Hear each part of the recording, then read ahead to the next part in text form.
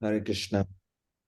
मम ज्ञानतिमिरन्धस्य ज्ञानञ्जनशलाकया चक्षुरुन्मिलितं येन तस्मै श्रीगुरवे नमः। श्रीचैतन्यमनोभीष्टं स्थापितं येन भूतले स्वयं रूप कदा मह्यं ददाति स्वपदान्तिकम्।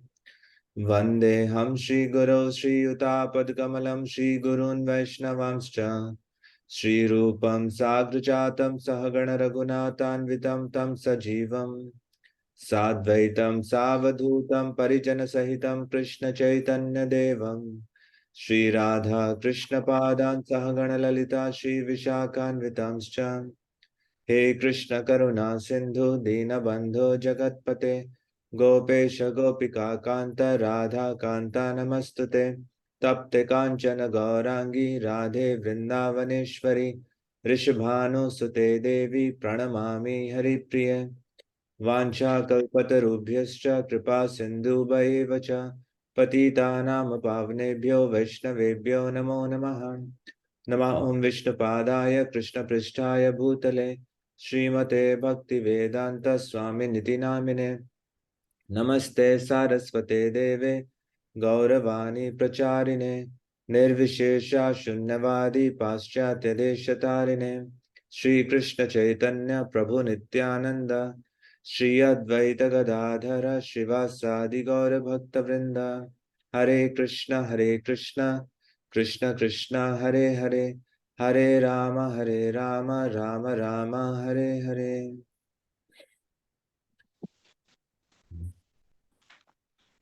हरे कृष्ण। कृष्ण। कल की कक्षा से किसी का कोई प्रश्न है?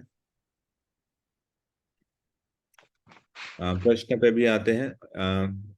कल हमने 2 श्लोकों पे चर्चा की थी, तो कोई भी पॉइंट्स कल की क्लास से let us reflect and recollect. कल हमने क्या क्या चर्चा किया था, उस श्लोक का क्या मुख्य अभिप्राय था, वो श्लोक के संदर्भ में बोला गया, क्यों बोला गया, या उससे क्या व्यवहारिक शिक्षाएं हैं। कुछ भी आपको याद हो कल की चर्चा से? यस, धरती माता जी। हरे कृष्ण प्रभु जी। हमने वो कनिष्ठ अधिकारी और मध्यम अधिकारी और उत्तम अधिकारी की कैटेगरीज पढ़ी थी, जो कि पिछले श्लोक में फोर्थ में जो आदान प्रदान बताए थे, प्रीति रक्षण। तो उसको हमें ऐसे ही हर किसी के साथ करना, तो बुद्धिमत्ता के साथ ये श्लोक बताया गया था श्रीमद् एक मिनट गोस्वामी। माता जी, एक मिनट, आवाज बहुत कम आ रही है मेरे को। होस्टिंग के राइट्स दे सकते हैं प्रभु जी? यहाँ बहुत सारे म्यूट, माइक अनम्यूट। अर्जुन प्रभु, मेरे को भी आप होस्ट बना दीजिए। ओके प्रभु। अकाउंट में पैसे डलवा लेता हूँ, फिर आप मुझे फ्री होकर कॉल कीजिए।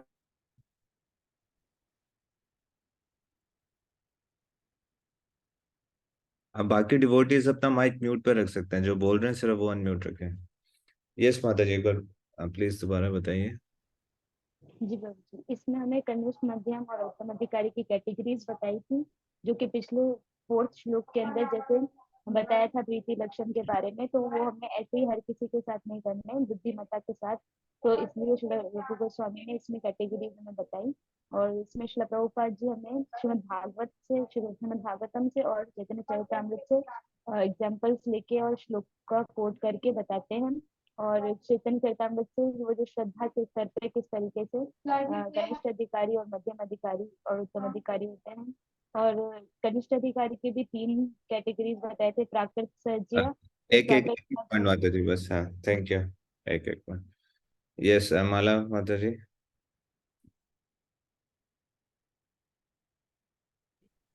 प्रभु जी बस यही बताना था, 3 पॉइंट्स माता जी ने बता दिए प्रभु जी, पर एक क्वेश्चन भी है।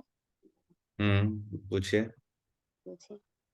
प्रभु जी, जैसे कि कल हम पढ़ रहे थे कि हमेशा हमें जो है वो उत्तम अधिकारी का कैसे संग लेना चाहिए। तो अगर हम किसी ऐसी सोसाइटी को देखते हैं जहाँ पर अभी सब बिगनर्स हैं, तो फिर किस प्रकार से ले सकते हैं हम संग उत्तम अधिकारी का, या जहाँ पर हम फिजिकली कभी मिल नहीं सकते ऐसे भक्तों से, या बहुत कम मिलते हैं, या उस जगह या उस सोसाइटी में ऐसा नहीं है कि बहुत ज्यादा उत्तम अधिकारी भक्त हों, तो फिर किस तरह से हम उनका संग ले सकते हैं? क्या ऐसे जराए, मतलब क्या होना चाहिए? धन्यवाद माता जी, बहुत ही अच्छा प्रश्न है और बहुत व्यवहारिक प्रश्न है। तो ऐसा नहीं है कि सिर्फ उत्तम अधिकारी का संग लेना है।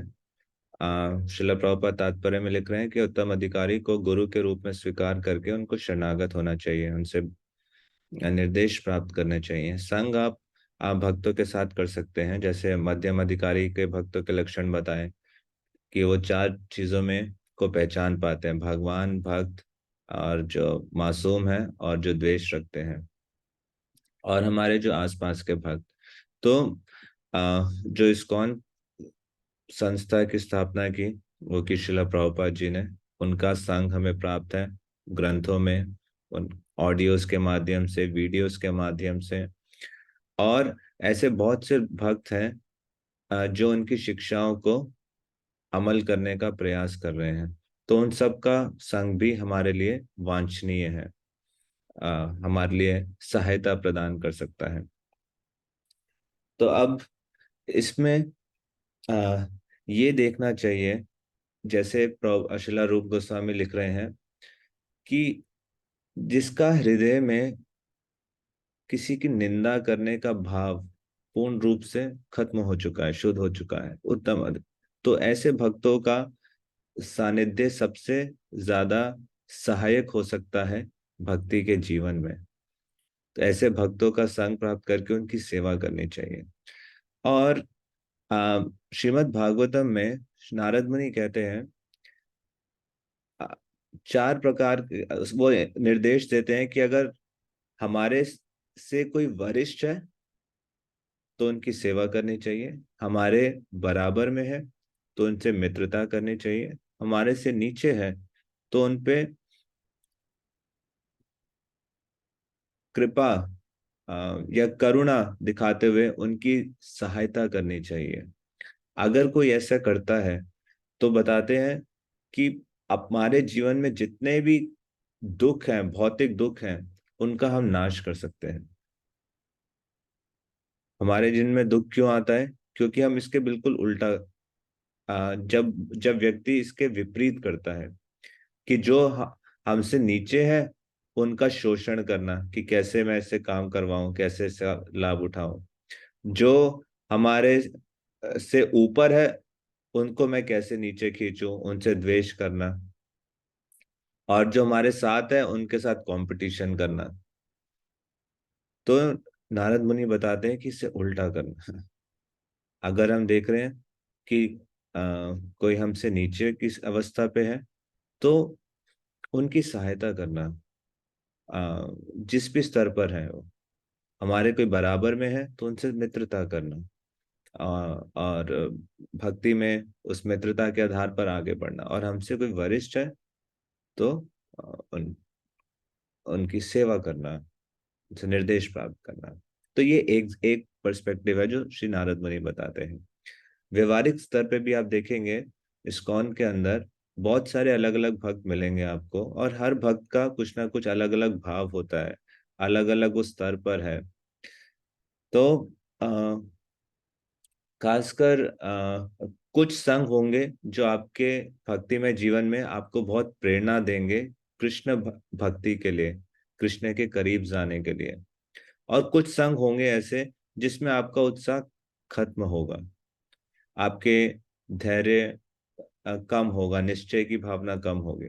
तो ये देखना चाहिए कि ऐसे कौन से भक्त हैं जिनके संग में आके मेरा भक्ति में उत्साह बढ़ रहा है, मेरा श्रद्धा बढ़ रही है, तो उन भक्तों का संग करना चाहिए। अगर किसी संग में आके श्रद्धा कमजोर हो रही है, ज्यादा से ज्यादा संशय आ रहे हैं, तो ऐसे संग से बचना चाहिए। और अगर हमारे पास आसपास हमें कोई भी नहीं लग रहा, कि ऐसा कोई भी नहीं है, तो भगवान का नाम लेके भगवान से के समक्ष क्रंदन करके भगवान से प्रार्थना करनी चाहिए, हे भगवान मुझे भक्तों का संग दो, मुझे मेरे जीवन में भी आप गुरु को भेजिए, वैष्णव को भेजिए, जिससे मैं आपके शरणागत हो सकूं, आपके करीब आ सकूं। आप भागवतम में देखेंगे तो जितने भी भक्त प्रार्थना कर रहे हैं, सारे प्रार्थनाओं में एक चीज कॉमन है। हर कोई भगवान से क्या प्रार्थना कर रहा है कि मुझे भक्तों का संग दीजिए। हम भगवान के समक्ष जाते हैं तो उनसे हम अलग अलग चीजों की इच्छा उनके समक्ष रखते हैं। मेरा जप अच्छा हो, या मैं इस समस्या में, इस दुख में हो, मेरे दुख का निवारण हो, मेरी बीमारी ठीक हो जाए, या धन मिल जाए, या कुछ भी हम अलग अलग चीजें मांगते हैं। परंतु आप में से कितने भक्त हैं जो कभी भगवान के समक्ष गए हैं और आपने भगवान से ये मांगा है कि भगवान, आपके जो शुद्ध भक्त हैं उनका सानिध्य मुझे प्राप्त हो, उनकी सेवा मुझे प्राप्त हो। तो भगवान सबके हृदय में है। जब भगवान हमारे सिंसेरिटी को देखते हैं तो उसके अनुसार रेसिप्रोकेट भी करते हैं। और आ, आसपास में जितने हमारे भक्त हैं उनके साथ हम जैसा व्यवहार करेंगे, उनके प्रति अगर हम सम्मान रखेंगे, उनकी सेवा करेंगे, तो आप देखेंगे कृष्ण की कृपा को आप और ज्यादा आकर्षित कर पा रहे हैं। जब हम भक्तों में क्या गुण है इसको देखेंगे, बजाय इसके कि उनमें कितने क्या क्या दोष हैं, जो गुण है उस गुण को स्वीकार करके दोष को अलग रखते हुए हम आगे करेंगे, तो वो हमारे भक्ति में जीवन में बहुत पोषण करेगा। तो ये हम पे निर्धारित है कि मैं क्या ढूंढता हूं, दूसरे लोगों में क्या ढूंढती हूँ।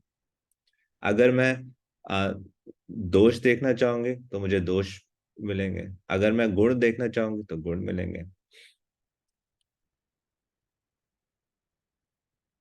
जी धन्यवाद प्रभु जी। निकुंज लीला माता जी।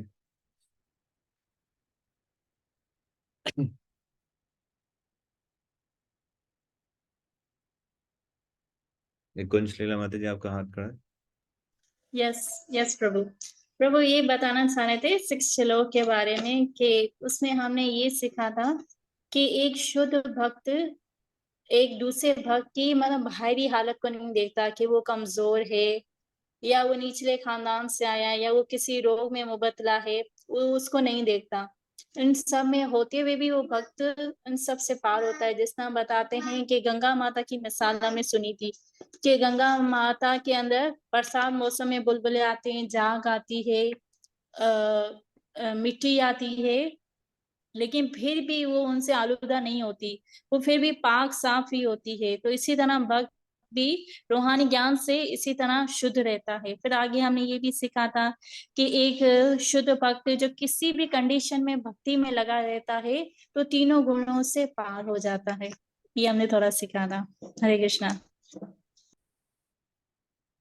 Okay, thank you. और क्या चर्चा किया था हमने कल? विशेष रूप से ओके, जीवन मुक्त प्रभु।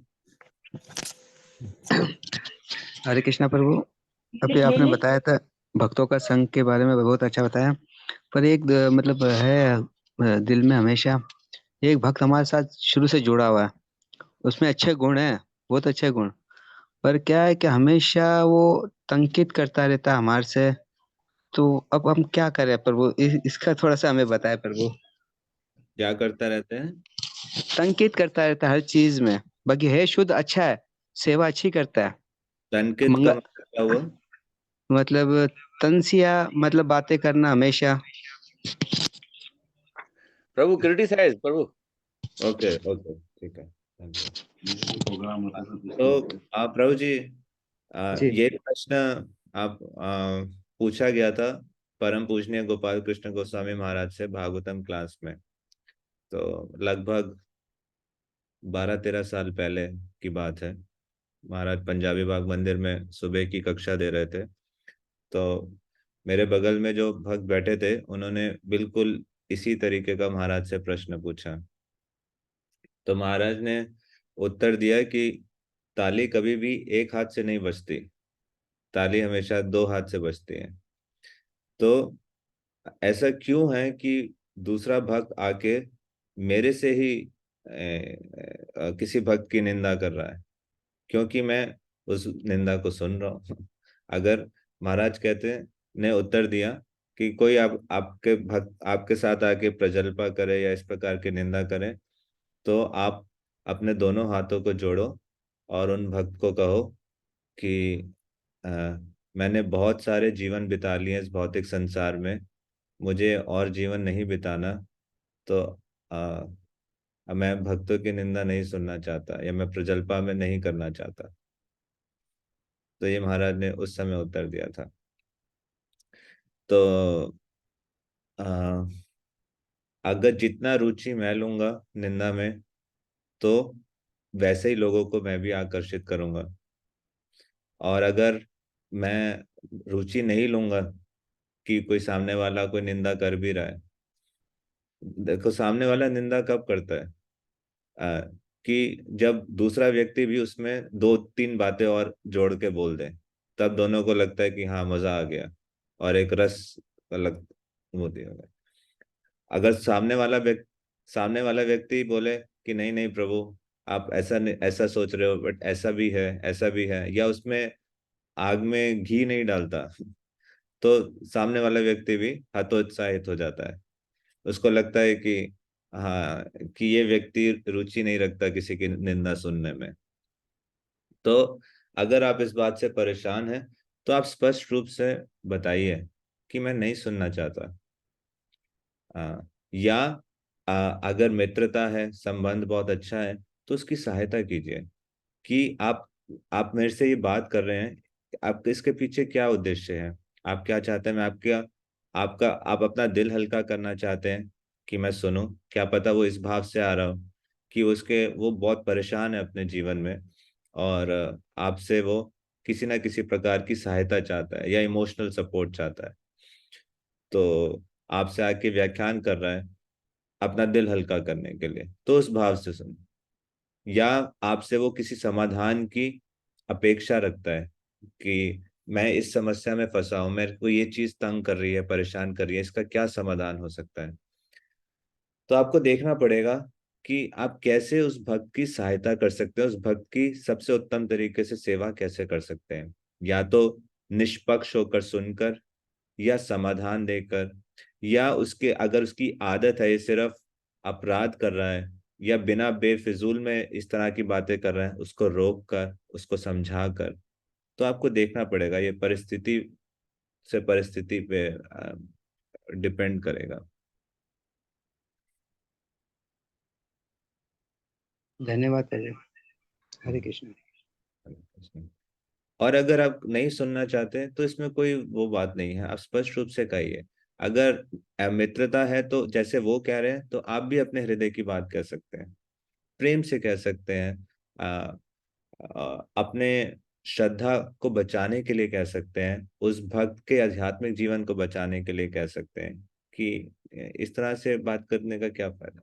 या फिर उसका समाधान ढूंढे कि आप मेरे से बात कर रहे हैं, आइए हम दोनों मिलकर उस व्यक्ति से जाके डायरेक्ट बात करते हैं, या जो भी व्यक्ति इसमें सहायता कर सकता है, आपकी तकलीफ को कम कर सकता है, उसके पास जाते हैं, कोई प्रैक्टिकल स्टेप लेते हैं, व्यवहारिक स्टेप, एक प्रोग्रेसिव स्टेप लेते हैं, बजाय इसके कि नेगेटिविटी स्प्रेड हो, नकारात्मक सोच स्प्रेड हो।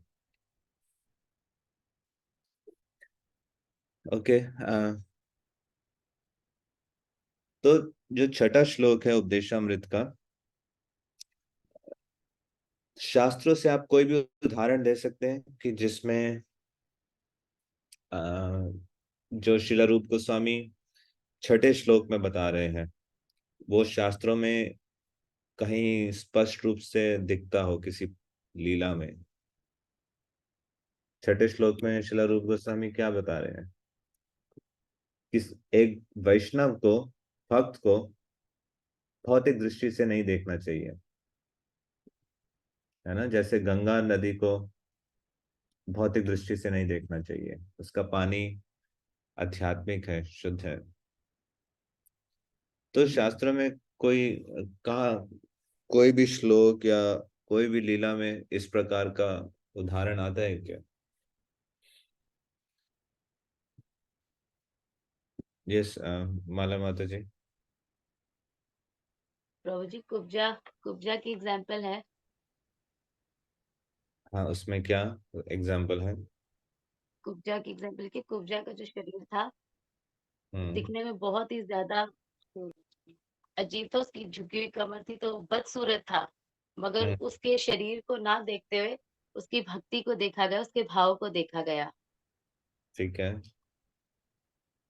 एक ये, और दूसरा हरिदास ठाकुर महाराज की भी है मिसाल हम्म। क्या मिसाल है? कि वो मुस्लिम जो है वो कास्ट से बिलोंग करते थे, पर फिर भी वो भगवान जी के प्योर भक्त कहलाए। हम्म। ठीक है, बहुत सुंदर उदाहरण दिया आपने। तो चैतन्य चरितामृत में वर्णन आता है कि किस प्रकार से यमन परिवार बोला गया उसमें उनका जन्म हुआ, जो वर्णाश्रम से भी बाहर है। फिर भी नामाचार्य के रूप में श्री चैतन्य महाप्रभु ने उनको स्थापित किया। और आप देखेंगे, जब शिला हरिदास ठाकुर का तिरुभाव हुआ जगन्नाथपुरी के अंदर, तो चैतन्य चरितामृत अंत्य लीला में जो वर्णन आता है कैसे श्री चैतन्य महाप्रभु हरिदास ठाकुर के शरीर को उठा के नृत्य कर रहे थे। तो अगर आप बाह्य रूप से देखें, ये कितना क्रांतिकारी है। एक सन्यासी, आप सोचिए उस समय 15वीं शताब्दी में कितना आ, समाज का जो सोशल सिस्टम है कितना रिजिड था, कितना कंजर्वेटिव था और कितना स्ट्रांग था। तो सन्यासी एक ऐसे व्यक्ति को छू रहा है जो यमन परिवार में, और यमन परिवार में ही नहीं, आप सोचिए बाहर के लोगों के लिए, साधारण लोगों के लिए अकल्पनीय था कि अ, एक सन्यासी ऐसे लोगों के शरीर को छुएगा। जैसे अलग अलग वर्ग बटे हुए थे समाज में, जो शमशान भूमि में जाकर अ, अंतिम संस्कार करते हैं, तो वो, और वहां पे जो लोग रहते हैं वो सबसे निम्न वर्ग के लोग बताए गए। तो कोई भी उनको ऐसे उनका संग नहीं लेता। परंतु श्री चैतन्य महाप्रभु हरिदास ठाकुर को ना सिर्फ छू रहे हैं, उनके शरीर को उठाकर भाव मुक्त होकर नृत्य कर रहे हैं। कितना प्रेम! तो बाह्य दृष्टि से तो देखा जाए यमन परिवार है, आ, और में जन्म है, तो आ, शिला रूप गोस्वामी जिस सिद्धांत को स्थापित कर रहे हैं, स्वयं श्री चैतन्य महाप्रभु ने अपने जीवन से दिखाया कि जहाँ वैष्णव की बात है वहां पे ये सब एक्सटर्नल कंसिडरेशंस नहीं आती। और चारू गौरांग प्रभु। हरे कृष्ण प्रभु। प्रभु जी, चैतन्य चरितमृत में एक कथा आती है कि महाप्रभु की जो एक पड़ोसन रहती थी, उनके बेटे थोड़े हट्टे कट्टे खाने पीने में तेज थे, तो उनको हमेशा खिलाती रहती थी। जब वो बड़े हुए तो उनकी जो माँ, उनको उन्होंने बाहर निकाल दिया था। क्यों? क्योंकि उनके कोढ़ पड़ गए थे। जब कोढ़ पड़े तो फिर वो आखिरी में, फिर जब उनको फेंक के रखते थे भाई एक तरफ, फिर वो चैतन्य महाप्रभु आए तो उन्होंने उनको छूने की कोशिश करी। उसने बोला कि जाओ जाओ, मुझसे दूर हटो, कि मेरे तो एक कोढ़ पड़ गए, तुझे भी बीमारी लग जाएगी। तो चैतन्य महाप्रभु ने कहा कि मैं आपके अंदर की शुद्ध आत्मा को देख रहा हूँ, आपके शरीर को नहीं देख रहा हूँ। ये कौन सी लीला है, किनको कोढ़ हो गया था? ये उनकी जो पड़ोसन थी ना प्रभु जी, पड़ोसन के उनके जो थी, जो उनके जो कोढ़ हुआ था, चैतन्य महाप्रभु आए संन्यास ग्रहण करके, तब उनको ये ओके, भक्त से सुनी थी मैंने। मुझे आइडिया नहीं है। बट ये सनातन गोस्वामी के संदर्भ में आता है। जब सनातन गोस्वामी जगन्नाथपुरी जा रहे थे, तो रास्ते में उन्होंने जब एक जगह का पानी पी लिया था, तो उनको रोग हो गया था, शरीर से पस निकलता रहता था। फिर भी जगन्नाथपुरी में जब वो पहुंचे, चैतन्य महाप्रभु जाके उनका आलिंगन कर लेते थे। ठीक है। निकुंज लीला माता जी।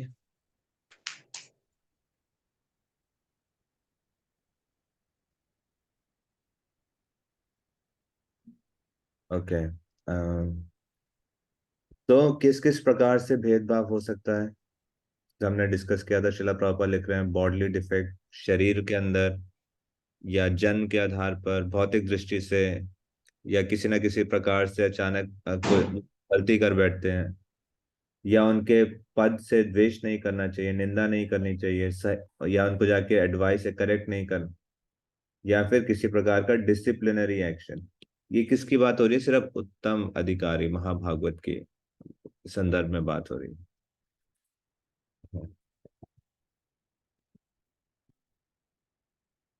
तो जो प्रेजेंटेशन है,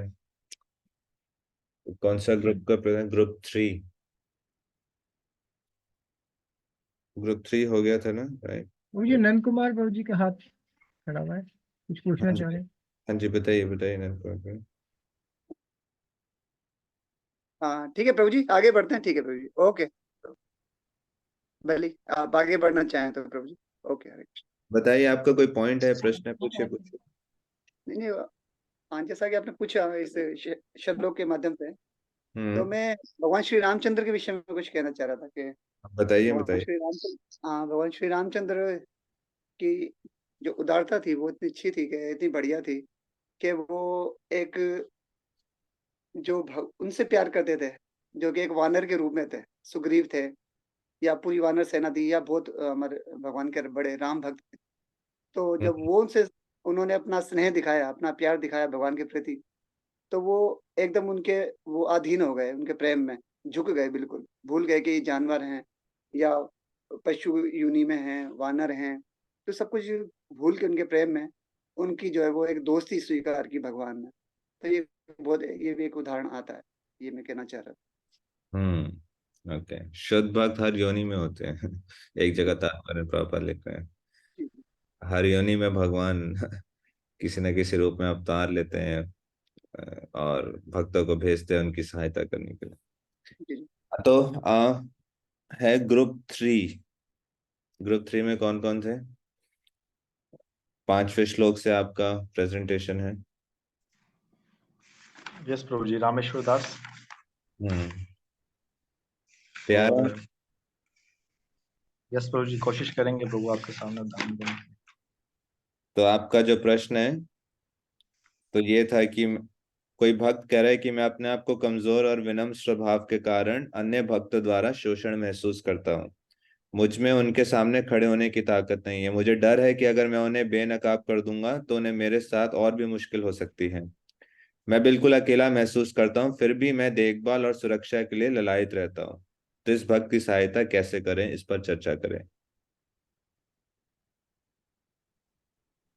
जी प्रभु, स्टार्ट करें प्रभु?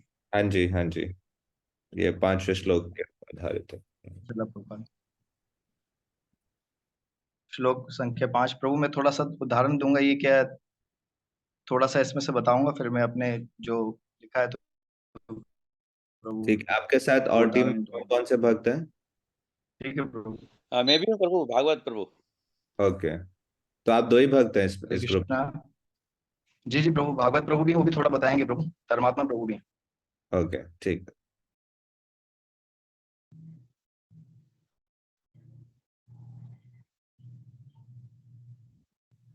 शुरू कीजिए, बताइए। यस प्रभु, धर्मात्मा प्रभु भी हैं। प्रभु मेरे पास सिग्नल प्रॉब्लम है, थोड़ा सा आवाज कट रही है मेरी, यहाँ तो स्टार्ट करता हूँ प्रभु मैं। कृष्णेति यस्य गिरितं मनसा धृता दीक्षेऽस्ति चित्प्रणतिभिश्च भजन्तमीशं शुश्रूषया भजनं वज्ञम् अनन्नम् अन्या निन्दादिशून्य हरदम इप्सित संगलब्ध्य। इसमें प्रभु जी श्लोक में उदाहरण आ रहा था कि किस तरीके से 6 तरह के भक्त होते हैं, जिसमें से उदाहरण दिया कि 3 जो उसमें है, कनिष्ठ अधिकारी, मध्यम अधिकारी और उत्तम अधिकारी। तो जो हमारा क्वेश्चन है तो वो मेरे ख्याल से कनिष्ठ अधिकारी का है, जो कि कनिष्ठ अधिकारी जो कि भगवान का नाम लेता है और जुड़ता है भगवान की सेवा में, तो उसकी हमें मन से इज्जत करनी चाहिए। और कनिष्ठ अधिकारी के साथ हमें कैसे पेश आना चाहिए कि उनसे प्रेम करना चाहिए और उन्हें जो है अच्छे तरीके से पेश आना चाहिए उनके साथ, और आहिस्ता आहिस्ता उनको क्या करना चाहिए, कृष्ण सेवा में लगाना चाहिए, क्योंकि वो ये नहीं जानते कि सही क्या है गलत क्या है, क्योंकि वो नए नए जुड़ते हैं और इन चीजों में भेदभाव करना उनको समझ नहीं आता कि क्या करना चाहिए क्या नहीं करना चाहिए, कि सीनियर भक्तों के साथ उत्तम अधिकारी भक्त के साथ कैसे मिलें और जो मध्यम अधिकारी हैं उनके साथ कैसे मिलें। आवाज आ रही प्रभु जी? जी जी प्रभु जी। जी प्रभु जी। प्रभु मेरा कनेक्शन ऑफ हो रहा है ना, इस वजह से मैं थोड़ा रुक रहा हूँ। तो प्रभु जी यहाँ पर बताया जा रहा है कि उनके साथ जो है ना प्रेम भाव से पेश आना चाहिए। अगर हम उससे प्रेम भाव से नहीं मिलेंगे तो वो भक्ति सेवा से गिर जाएगा और इसका हमें अपराध लगेगा। और ये बताया गया है कि मध्यम अधिकारी को चाहिए क्या, और अगर कनिष्ठ अधिकारी भी है तो उससे प्रेम से मिलना चाहिए। और जैसे कि अभी मैं जिस स्तर पे हूँ प्रभु, मैं अपने बारे में बताना चाहूंगा कि मेरे जैसे व्यक्ति को तो तीनों का संग चाहिए प्रभु। जैसे कि कनिष्ठ अधिकारी है, मध्यम अधिकारी है और उत्तम अधिकारी है। और जैसे कि आपने एक भजन भी दिया था प्रभु शुरू में आपने ना, वैष्णव सॉन्ग और वैष्णव ठाकुर, तो उसकी एक पंक्ति प्रभु आपके सामने पढ़ूंगा। एका की हमारा नाही पाए बल हरि नाम संकीर्तन। क्योंकि हरि नाम संकीर्तन करने में अकेले में मेरे अंदर इतना सामर्थ्य नहीं है कि मैं कृष्ण नाम ले पाऊं, भक्तों के संग के द्वारा ही ले पाऊंगा मैं। और वो कैसे है मुमकिन है, क्योंकि मैं जिस तरीके से हम सेवा करते हैं हम उस लेवल में नहीं है, ना तो कनिष्ठ अधिकारी के, ना मध्यम के, और ना कि इसके उत्तम अधिकारी के। जो काफी लोग ये कहते हैं कि उत्तम अधिकारियों का संग करना चाहिए, तो उत्तम अधिकारियों का संग उत्तम अधिकारियों को ही करना चाहिए। ज्यादा ये बताया जा रहा है कि भाई उनको लगता है, पर हमारे लिए ये कुछ आसान भी है कि हम कहीं मिसाल के तौर पर हम उनकी क्लासेस सुन लें तो हम उनका संग कर सकते हैं और उनसे कुछ ना कुछ सलाह भी ले सकते हैं फोन के द्वारा, कुछ ना कुछ किसी ना किसी तरीके से। और हरे कृष्णा, इसी तरीके से प्रभु हमको है ना कनिष्ठ अधिकारी के साथ पेश आना चाहिए। अगर हम उनकी सहायता नहीं करेंगे तो वो सेवा से गिर जाएगा प्रभु। प्रभु अभी भागवत प्रभु हैं तो भागवत प्रभु बोले प्रभु। हरे कृष्ण, मेरा इतना ही प्रभु।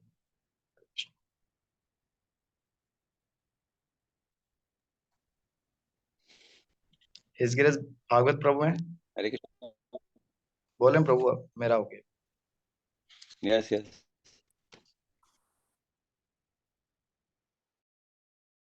हाँ प्रभु, आज्ञा चाहूंगा।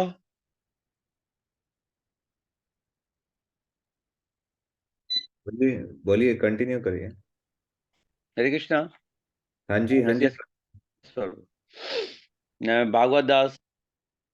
हाँ प्रभु, आज का जो मेरा टॉपिक है प्रभु, वो एक प्रेजेंटेशन है जो तीसरे ग्रुप के हवाले से है, जिसमें ये पूछा जा रहा है कि यानी मैं अपने कमजोर और विनम्र भाव के कारण दूसरे भक्तों द्वारा शोषण महसूस करता हूँ। मुझे उसके सामने खड़े होने की ताकत नहीं है। मुझे डर है कि अगर मैं उन्हें बेनकाब कर दूंगा तो मेरे साथ वो और भी मुश्किल हो सकती है।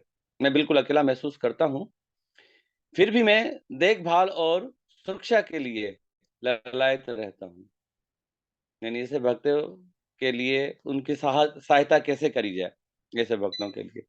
तो मिला उपदेश अमृत का, तो जिसके मुताबिक देखा जाए कि ऐसा भक्त यानी वो जो महसूस कर रहा है कि मुझ पर टीज कर रहे हैं, तो यानी वो भक्त कनिष्ठ अधिकारी हो सकते हैं। नए भक्त जो अपने सेवा में तो वो यानी कि वो भगवान की सेवा अपने पूरे ध्यान उससे करते हैं, लेकिन उन्हें ये फर्क नहीं है उनमें कि वो आम भक्त और भक्तों को कैसे पहचाना जाए।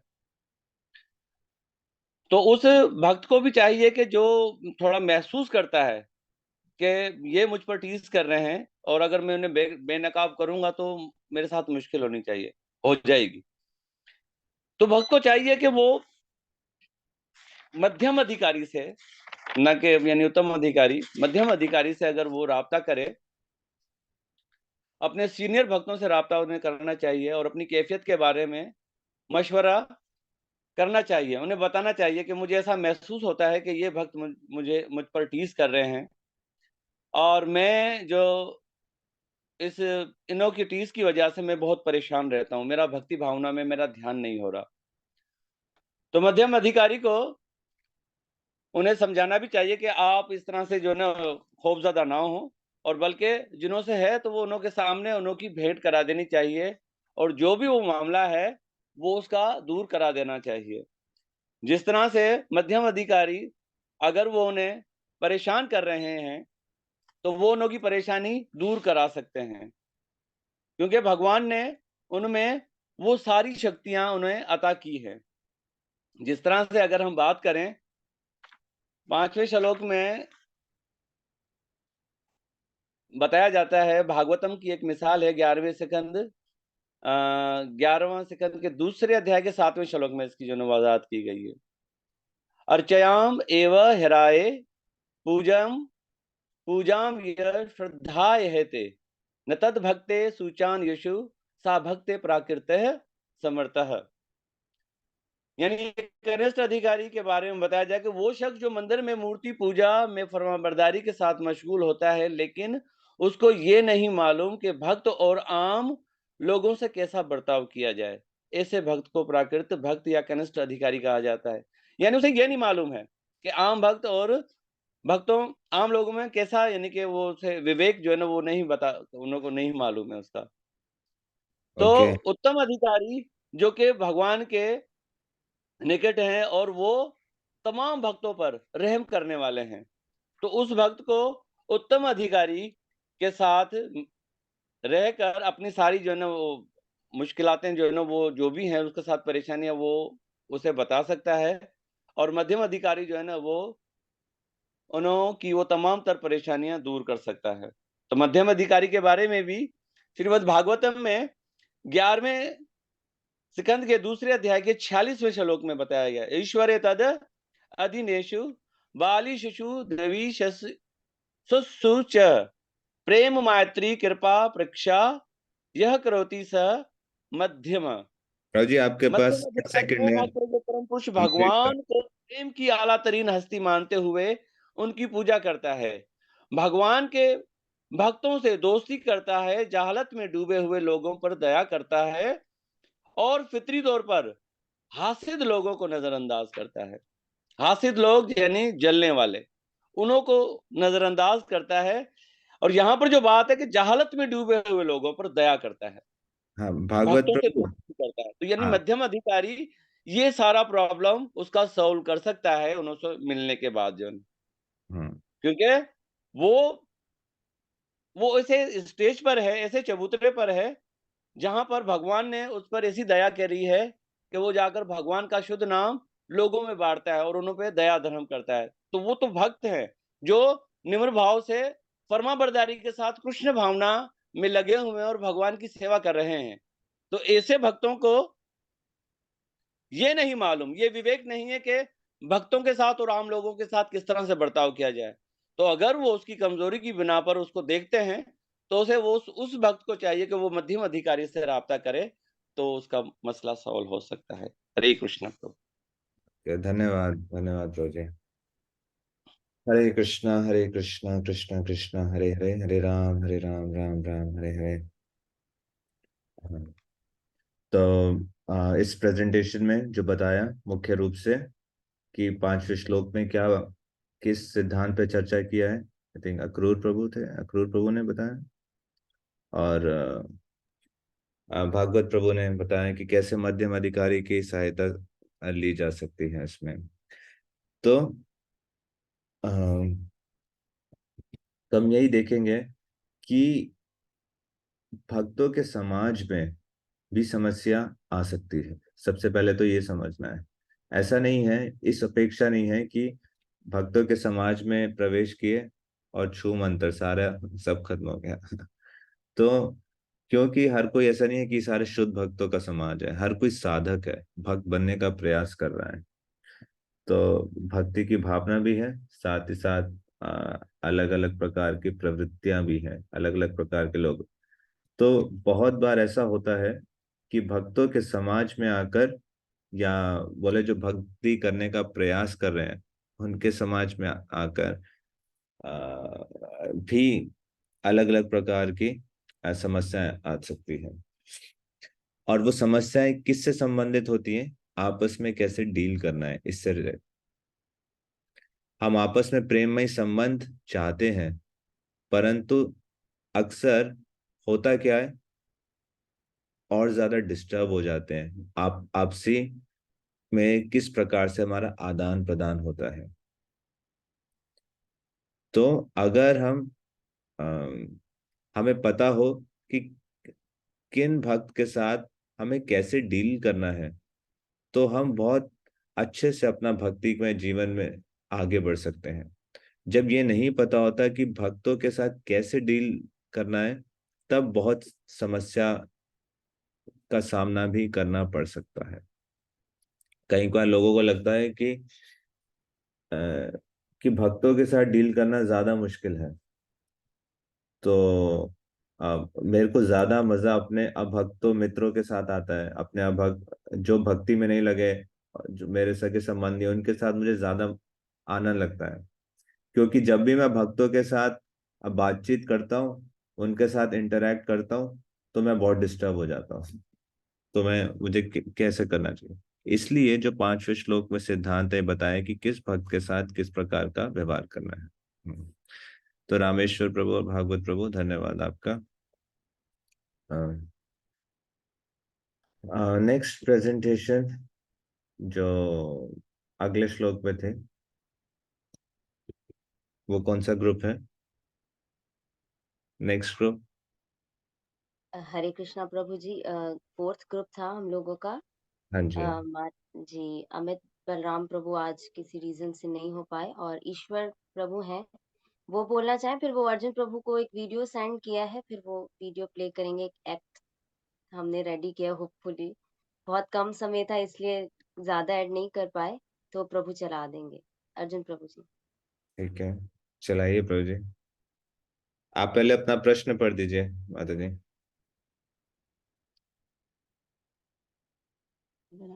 होपफुली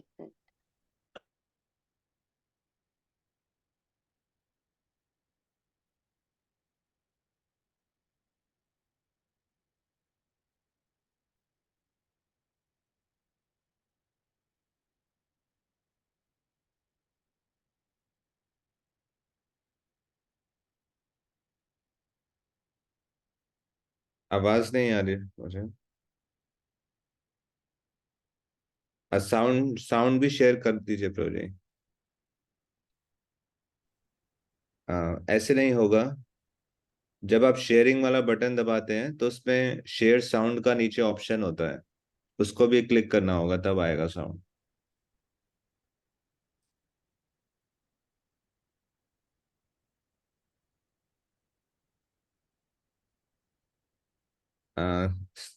स्टार्टिंग से स्टार्ट कीजिए, साउंड नहीं आ रहा प्रभु जी।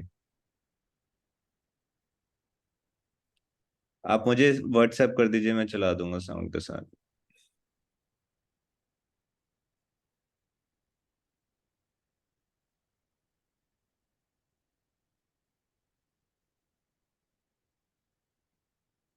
हरे कृष्णा प्रभु, वो क्वेश्चन मुझे मिल नहीं रहा था, मैं बताती हूँ।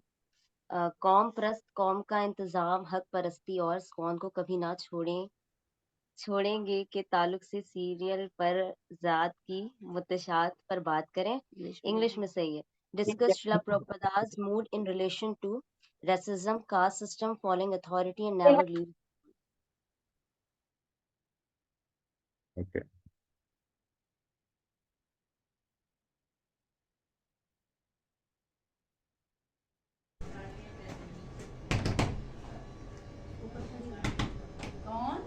अरे हरे कृष्णा माता जी। हरे कृष्णा।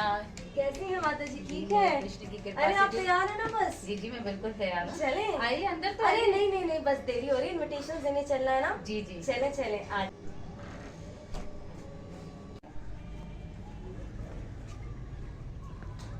माता जी को तो इनवाइट करते चले। जरूर। हरे कृष्णा माता जी। दंडवत प्रणाम। कैसी हैं आप? अरे माता जी नहीं नहीं जा रहे, बहुत बहुत धन्यवाद। हम आपको इनवाइट करने आए थे। हाँ जी, इस्कॉन टेम्पल में जो है ना आज बहुत बड़ा कीर्तन होगा, तो आप कीर्तन मेला में जरूर आइएगा। सही। आइए माता जी आइए। अरे बस माता जी बस आगे आइए। अच्छा माता जी हरे कृष्णा चलते हैं। अच्छा, हम आप चलते लोग हैं। कह तो सही, ये हमारी तरफ से दान। अरे धन्यवाद माता जी, बहुत धन्यवाद। बहुत हरे आभार कृष्णा, माता जी। हरे हरे कृष्णा। कृष्णा। हरे कृष्णा। माता जी अब कितना और टाइम लगेगा? बस माता जी लास्ट है ना वो, हम माता जी को देते यहाँ हैं। कौन? माता जी यहाँ किसके पास जा रही हैं आप? अरे माता जी है ना, आए तो आए। आप यहाँ कहाँ जा रही हैं माता जी? माता जी आप चले तो सही। मैं नहीं जाऊंगी। चले चले आए आए कुछ नहीं होगा। चले तो माता जी। आप बाहर से कह देना माता जी। अरे माता जी वो चले तो सही आप। हरे कृष्णा माता जी आप हो? हरे कृष्णा। हरे कृष्णा माता जी। हरे कृष्णा माता जी, कैसी हैं आप? ठीक है, सेहत तो अभी ठीक है ना आपकी? कहाँ लेके जा रही हैं मुझे माता जी? आप बैठिए बैठिए, मैं आपके लिए पानी लेकर आती। बैठिए तो सही आप। आ गई है माता जी। ये तो ब्राह्मण परिवार से नहीं है, ये तो नीची जाति के हैं, और इनके यहाँ से पानी पीना और इनके यहाँ बैठना। इस्कॉन में ये जात पात नहीं देखे जाते। प्रभुपाद जी महाराज तो कहते थे this Krishna conscious movement is for everyone, anybody from any part of the world can join this. माता जी ऐसा कुछ नहीं है, जन्म से नहीं देखा जाता है, केवल केवल गुण होने चाहिए भक्तों के। तभी तो प्रभुपाद जी वृंदावन स्वयं छोड़कर पाश्चात्य देश गए। वहाँ पर कौन सा ब्राह्मण था, वहाँ किसको क्या पता था। लेकिन आज वहाँ पर शुद्ध भक्त हैं जो हर वक्त कृष्ण भावना में लगे रहते हैं, उसका प्रचार प्रसार कर रहे हैं। Thank you. हरे कृष्णा। हरे कृष्णा। जय प्रभुपाद की जय जय हो। प्रभुपाद।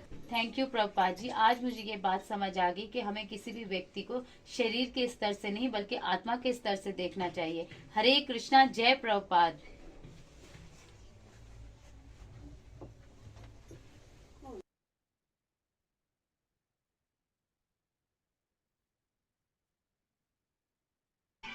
चाहे कोई काला हो चाहे कोई गोरा, चाहे कोई किसी भी एज का क्यों ना हो, कोई भी आयु हो, कोई भी जात क्यों ना हो, प्रभुपाद जी का आश्रय से किसी को कोई भी नहीं निकाल सकता। प्रभुपाद जी का आश्रय सबके लिए है। ये इस्कॉन परिवार, ये इस्कॉन फैमिली सबके लिए है। ये कोई जातिवाद पर भरोसा नहीं करती।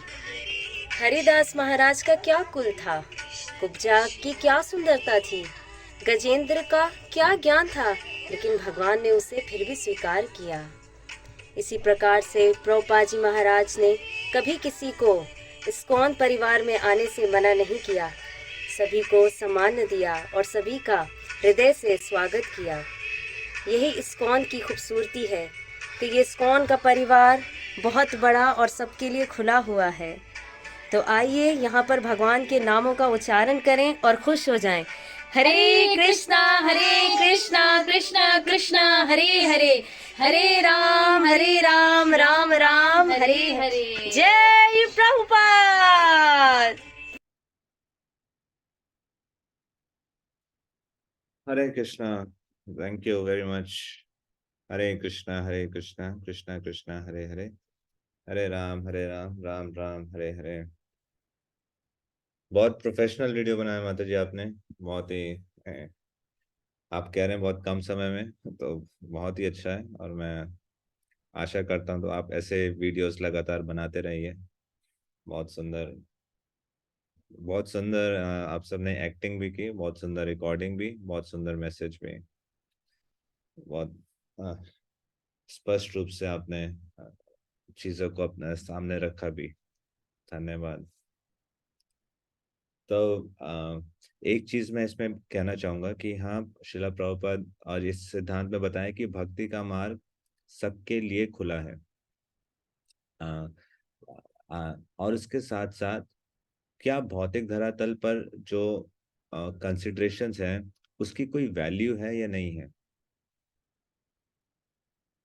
तो इसके लिए मैं इस पे अभी डिटेल में चर्चा नहीं करूंगा, बट आपको कहूंगा कि आप कृष्णा बुक में जो वो अध्याय आता है जिसमें बलराम जी दक्षिण भारत की यात्रा तीर्थ जाते हैं और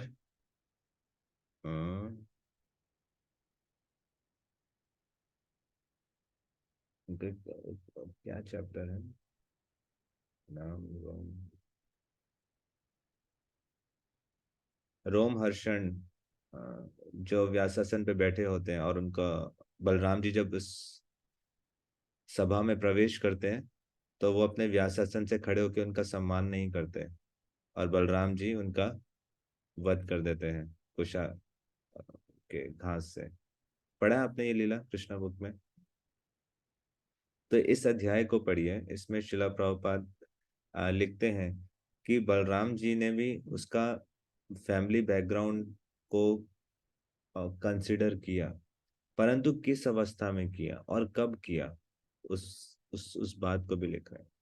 भक्ति का मार्ग सबके लिए खुला है और हर कोई इसमें पार्टिसिपेट कर सकता है, परंतु किस परिस्थिति के अंदर व्यक्ति का बैकग्राउंड किस मुद्दों में कंसिडर किया जाता है, तो उसका भी अपना एक रोल है, अपना एक दायरा है, तो उसको भी समझना चाहिए।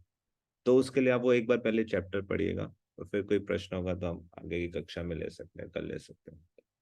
बट बहुत ही सुंदर प्रेजेंटेशन, थैंक यू। तो आज हम तो अगला श्लोक पे चलते हैं। बहुत महत्वपूर्ण श्लोक 7वां।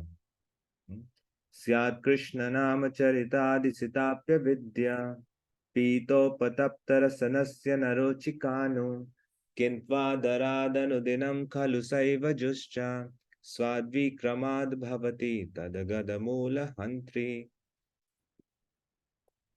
कोई पढ़ना चाहेगा इसका अनुवाद? प्रभु जी मैं पढ़ूं?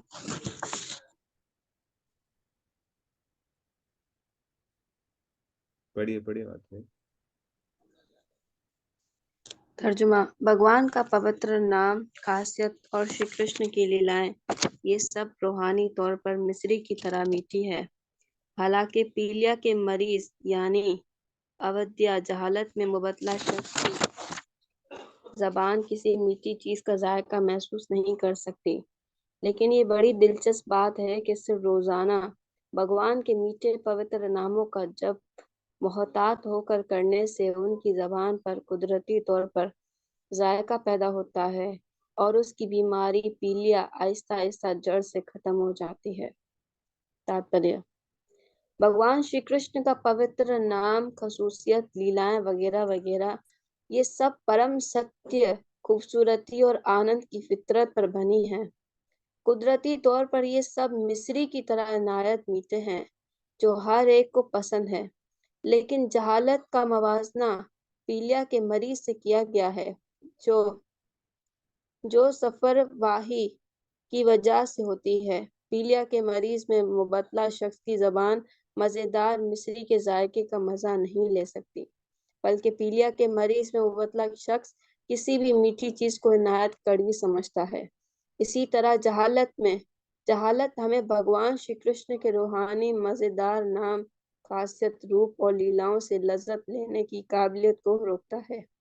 इस रोग के होते हुए भी अगर कोई शख्स इनायत, मोहताद और होशियार होकर कृष्ण भावना को अपनाता है, भगवान का पवित्र नाम जपता है और भगवान श्री कृष्ण की रूहानी लीलाएं सुनता है, तो उसकी जहालत पनाह हो जाएगी और उसकी जबान भगवान श्री कृष्ण की आध्यात्मिक फितरत और उनके तमाम लवाजमात की मिठास ले सकती है। इस तरह की आध्यात्मिक सेहत याबी सिर्फ कृष्ण भावना में पाबंदी के साथ तरक्की करने से मुमकिन है। जब आदमी भौतिक दुनिया में मादियत प्रस्त जिंदगी में ज्यादा दिलचस्पी लेता है, तो कृष्ण भावना में उन्हें बीमारी की हालत में माना जाता है। हमारी आम हालत भगवान के नित्य दास बने रहने में है। जीवे रे स्वरूप हाय कृष्ण नित्य दास। ये सेहतमंद हालत खो जाती है जब जानदार श्री कृष्ण की भैरूनी खासियत यानी माया शक्ति से पुरकशिश होता है। इस माया की दुनिया को दो राष्ट्रीय कहा जाता है। यानी झूठ या बुरी पना। जो शख्स दुराश्रय पर अकीदत रखता है वो झूठी उम्मीदों पर उम्मीद करने वाला बन जाता है। भौतिक दुनिया में हर कोई खुश होने की कोशिश कर रहा है, हालांकि उनकी तमाम मादी कोशिशें हर तरह से नाकाम होती हैं, लेकिन उनकी जहालत की वजह से वो अपनी गलतियों को नहीं समझ सकते। लोग एक गलती को सुधारने के लिए दूसरी गलती करते हैं। इस मादी दुनिया में जीने की जद्दोजहद का यही तरीका है। इस हालत में रहते हुए अगर किसी शख्स को कृष्ण भावना में शामिल होकर खुश होने का मशवरा दिया जाता है तो वह ऐसी हिदायत को कबूल नहीं करता। ये कृष्ण भावना। नहीं रुकेंगे वाले। हरे तो कृष्ण। हाँ, हरे कृष्ण।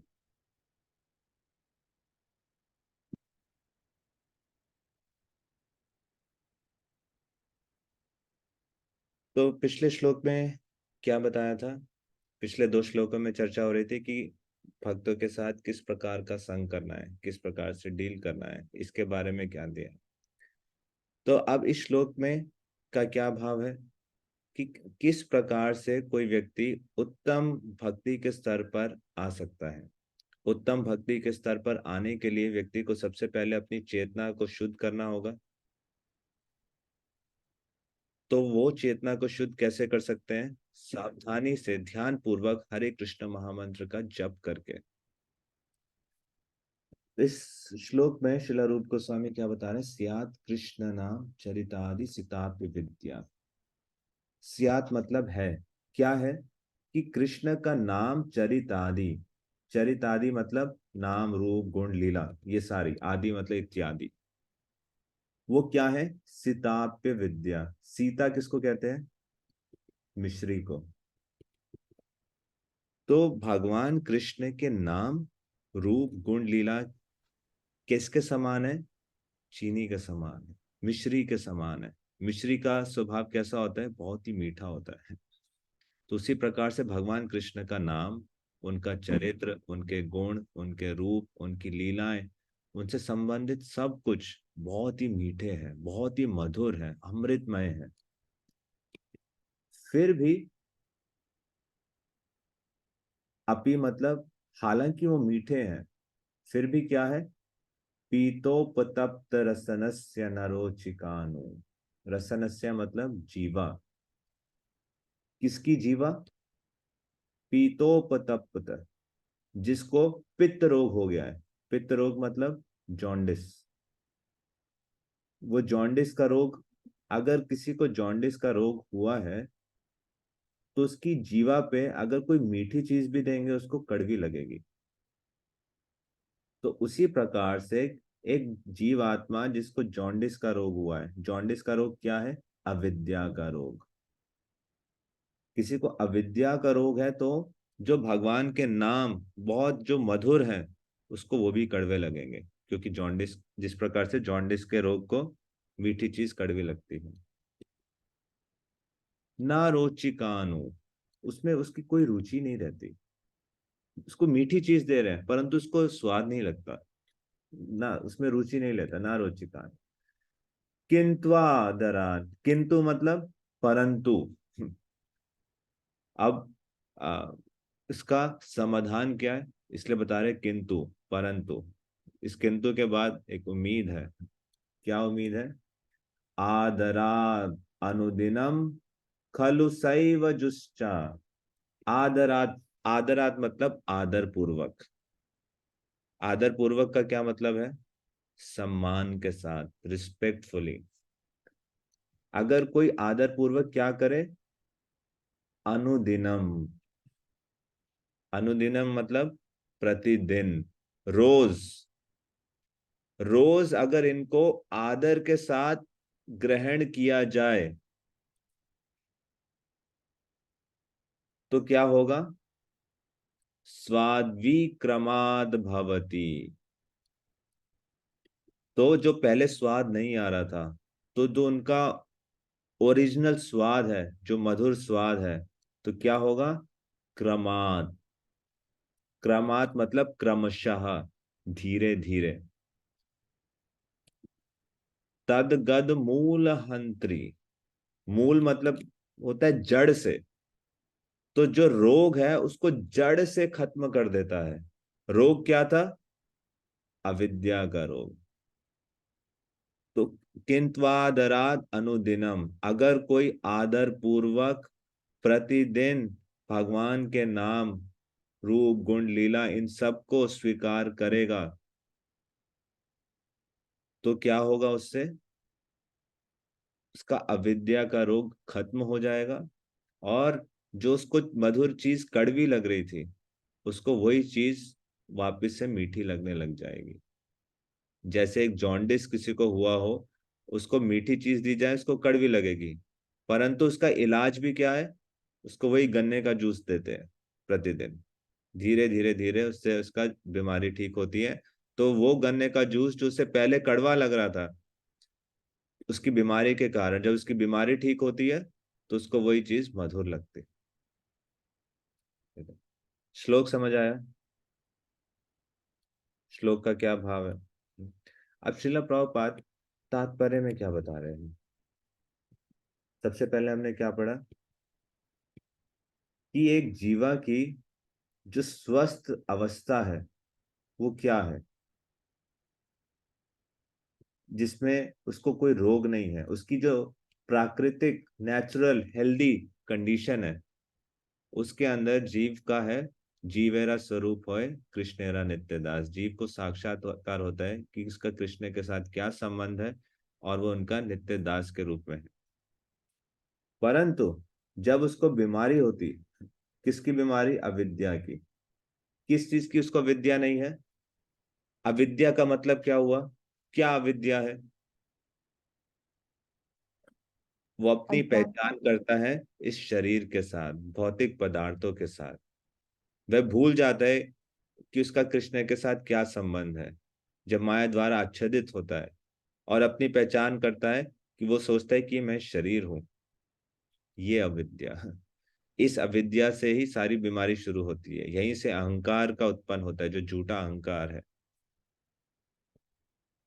तो स्वस्थ अवस्था क्या है? जीवेरा स्वरूप है कृष्ण नित्य दास। बीमारी की अवस्था क्या है? जब जीव कृष्ण को भूल जाता है और माया से आकर्षित होता है।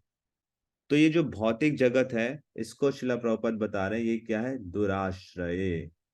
दुराश्रय का मतलब फॉल्स शेल्टर। जीव आत्मा तटस्थ शक्ति है, उसको किसी ना किसी का शरण चाहिए, या तो बाह्य या अंतरंगा। तो दुराश्रय मतलब वो ऐसे चीज की शरण लेता है जिससे उसकी दुर्गति होती है। शरण का मतलब है जो सुरक्षा प्रदान करे, जिसको मेंटेन करे, उसको आनंद दे, जिसमें उसको सिक्योरिटी हो, सेफ्टी फील हो। परंतु भौतिक जगत का अगर कोई आश्रय ग्रहण करता है तो क्या होगा? उसने जितनी उम्मीद लगा रखी है कि मेरे को यहाँ पे खुशी मिलेगी, आनंद मिलेगा, उसको उतना ही निराशा प्राप्त होती है, उतनी ही विफलता प्राप्त होती है। इसको कहते हैं दुराश्रय। और इसका उदाहरण क्या दिया? बताते हैं कि इस भौतिक जगत में हर कोई प्रयास कर रहा है खुश होने का, परंतु जितने भी भौतिक प्रयास हैं वो हर क्षण पराजित हो रहे हैं। लोग अपनी एक गलती को सुधारने के लिए दूसरी गलती करते हैं। तो ये भौतिक जीवन का संघर्ष है। और इस संघर्ष में अगर उनको कोई सलाह दी जाए कि आप कृष्ण भावनामृत स्वीकार करो, कृष्ण भक्ति स्वीकार करो, तो वो ऐसी निर्देशों को स्वीकार नहीं करते। ठीक है, नेक्स्ट प्लीज कंटिन्यू कीजिए पढ़ने परपट आगे। पढ़ेंगे माता जी। Anyone who would like to read? पढ़ो मैं आगे। पढ़े मत। ये कृष्ण भावना तहरीक पूरी दुनिया में सिर्फ इसी मजहूमी जालत को खत्म करने के लिए फैल रही है। आम लोग अंधे लीडरों के हाथों गुमराह हो रहे हैं। इंसानी माशरे के लीडर यानी सियासतदान, फलसफे और साइंसदान ये सब अंधे हैं, क्योंकि ये लोग शऊर या फतह नहीं। श्रीमद् भगवद गीता के मुताबिक क्योंकि ये सब अपनी नास्तिक तरीका जिंदगी की वजह से असली ज्ञान से महरूम हैं। इसलिए ये सब हकीकत में गुनहगार, बदमाश और सब इंसानों में से कमतर है। नमाम दुष्कृतेन मूढ़ा प्रपद्यन्ते निराधमः मयया प्रज्ञाना आसुरम भावम आश्रितः। जो पूरी तरह से मूर्ख हैं, जो इंसानों में कमतर हैं, जिनका ज्ञान माया का शिकार हो गया है। असुरों की नास्तिक फितरत वाले ऐसे बदकार मेरी शरण नहीं लेते हैं। श्रीमद् भगवद गीता 7.15। हाँ माता जी, ऐसे लोग, अब 2 पैराग्राफ छोड़ दिए, जी प्रभु जी। उसके बाद start। प्रभु जी 2 पैराग्राफ ये जो इसके बाद है और एक दूसरा वाला। हाँ जी, हाँ जी। असली रोग तो दिल में होता है। अगर मन और शहूर साफ हो तो शख्स को मादी रोग से नुकसान नहीं हो सकता। मन और दिल को तमाम गलतफहमियों से साफ करने के लिए शख्स को ये हरे कृष्ण महामंत्र का जप करना चाहिए। ये दोनों इनायत आसान और फायदेमंद भी है। भगवान का पवित्र नाम जपने से शख्स मादी वजूद की भड़कती आग से फौरन आजाद हो जाता है। भगवान का पवित्र नाम जपने के 3 दर्जे हैं, यानी अपराधों का दर्जा, अपराधों को कम करने का दर्जा और पाकीज़ा दर्जा। जब नया भक्त हरे कृष्ण महामंत्र का जप शुरू करता है, वो आमतौर पर बहुत से अपराध करता है। 10 बुनियादी अपराध होते हैं, और अगर भक्त इन सब को मस्तरद करता है तो वो दूसरे दर्जे की झलक देख सकता है, जो अपराधों से बड़े जप और शुद्ध जप के दरमियान है। जब कोई शख्स शुद्ध दर्जा हासिल करता है तो वो पूरा मुक्त हो जाता है। उन्हें बहु महादवाग्नि निर्वापनम कहा जाता है। जैसे ही कोई मादी वजूद की भड़कती हुई आग से मुक्त हो जाता है तो वो आध्यात्मिक जिंदगी का जायका चख सकता है। मादी रोग से मुक्त होने के लिए शख्स को हरे कृष्ण महामंत्र का जप करना पड़ेगा। कृष्ण भावना तहरीक खास तौर पर ऐसा माहौल पैदा करने के लिए ही बनी है जहाँ पर लोग भगवान के महामंत्र का जप कर सकें। इंसान को ये जप विश्वास के साथ शुरू करना चाहिए, और जब जप करते हुए विश्वास बढ़ता है तो शख्स हमारी सोसाइटी का मेंबर बन सकता है। हम पूरी दुनिया में संकीर्तन पार्टियां भेज रहे हैं, और वो महसूस कर रहे हैं कि दुनिया के अलग थलग हिस्से में भी जहाँ कृष्ण से मुतल्लिक कोई ज्ञान नहीं है, ये हरे कृष्ण महामंत्र हजारों लोगों को हमारे कैंप की तरफ कशिश करता है। कुछ हिस्सों में तो हरे कृष्ण महामंत्र कुछ दिन सुनने के बाद लोग अपने बाल मुंडवा कर हरे कृष्ण महामंत्र का जप कर भक्तों की नकल करने की कोशिश करते हैं। ये भले ही नकल करना हो, लेकिन अच्छी चीजों के लिए नकल करने की ख्वाहिश अच्छी है। रफ्ता रफ्ता नकल करने वाले आध्यात्मिक गुरु से दीक्षा लेने में दिलचस्पी रखने लगते हैं और अपने आप को दीक्षा के लिए गुरु को समर्पित कर देते हैं। अगर शख्स संजीदा है तो उन्हें दीक्षा मिलती है, और इस दर्जे को भजन क्रिया कहा जाता है। तब शख्स वाकई हरे कृष्ण महामंत्र जप की 16 माला बाकायदगी से करते हुए और नाजायज जिनसी ताल्लुक करने, नशा करने, गोश्त खाने और जुआ खेलने से गुरेज करते हुए भगवान की सेवा में मशगूल हो जाता है। भजन क्रिया से इंसान मादित्य जिंदगी की आलूदगी से आजादी हासिल कर सकता है।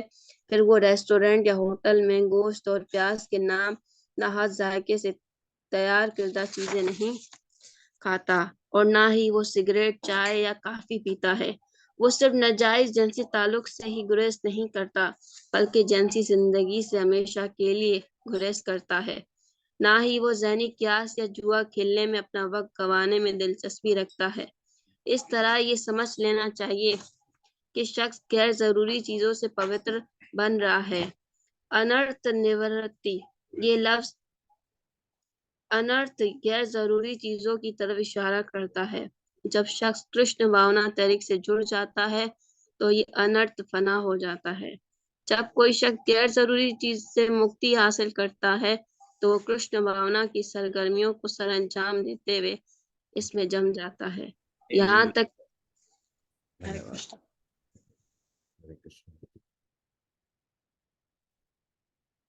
तो श्रीला प्रभुपाद तात्पर्य में क्या बता रहे हैं कि ये संसार किस प्रकार से दुराश्रय है। तो इस पे क्यों चर्चा कर रहे हैं कि एक जीवात्मा को आश्रय तो ग्रहण करना है।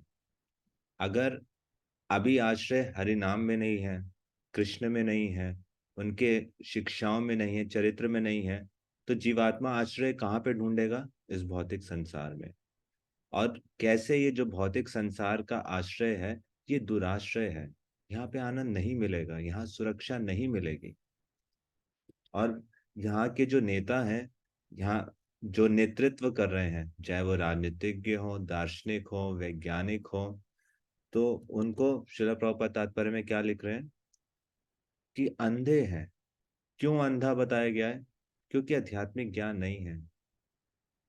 नाते विदुस्वार्थ गतिम हि विष्णु दुराशया ये बहिरर्थ मानिना अंधा यथांधेरुपनीय मानस तेपि शतंत्रयाम मुरुदाम निबद्धः। प्रहलाद महाराज क्या कह रहे हैं? नाते विदु स्वार्थ गतिम ही विष्णु।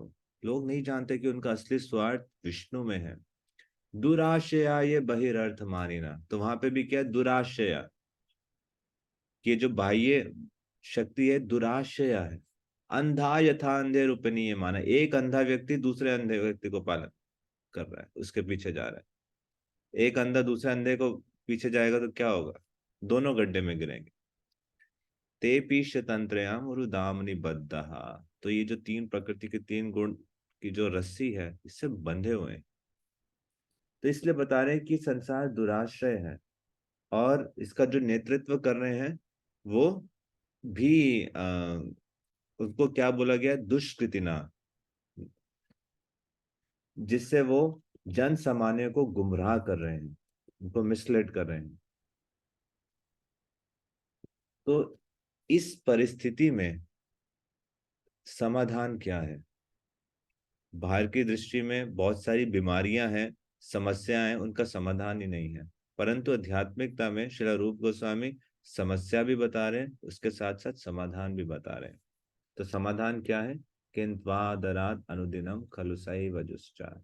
अगर हम ध्यान पूर्वक जप करें, ध्यान पूर्वक भगवान की, कृष्ण के जो कथाएं हैं उनको श्रवण करें, उनकी लीला, इन सब को स्वीकार करें आदरात, आदर पूर्वक, तो और कब स्वीकार करें?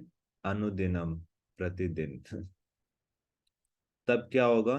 धीरे धीरे इस अविद्या की बीमारी का हल होगा, ये ठीक होगी। तो जैसे पिछले श्लोकों में बताया है, उत्साह निश्चय धैर्य, इस उत्साह के साथ, इस निश्चय के साथ, इस धैर्य के साथ जब हम इन चीजों, इन भगवान के पवित्र नामों को स्वीकार करेंगे, तब ये बीमारी खत्म होगी। क्योंकि कृष्ण है सूर्य सम माया अंधकार। जहां पे भी कृष्ण है, जो सूर्य के समान है, वहां पे माया का अंधकार नहीं रहेगा। और श्रील प्रभुपाद इस श्लोक में शिक्षाष्टकम का जो पहला श्लोक है, चेतो दर्पण मार्जनम, उसको भी बता रहे हैं। तो 7 अप्रभाव बताए गए हैं भगवान के नाम जप के, हरिनाम संकीर्तन के। इसमें सबसे पहला क्या है? चेतो दर्पण मार्जनम। चित्त किसके समान बताया गया है? एक दर्पण के समान। दर्पण में क्या होता है? हम खुद को देखते हैं। बट सोचिए, एक दर्पण जिसपे मिट्टी लगी हुई है, क्या हम खुद को देख पाएंगे?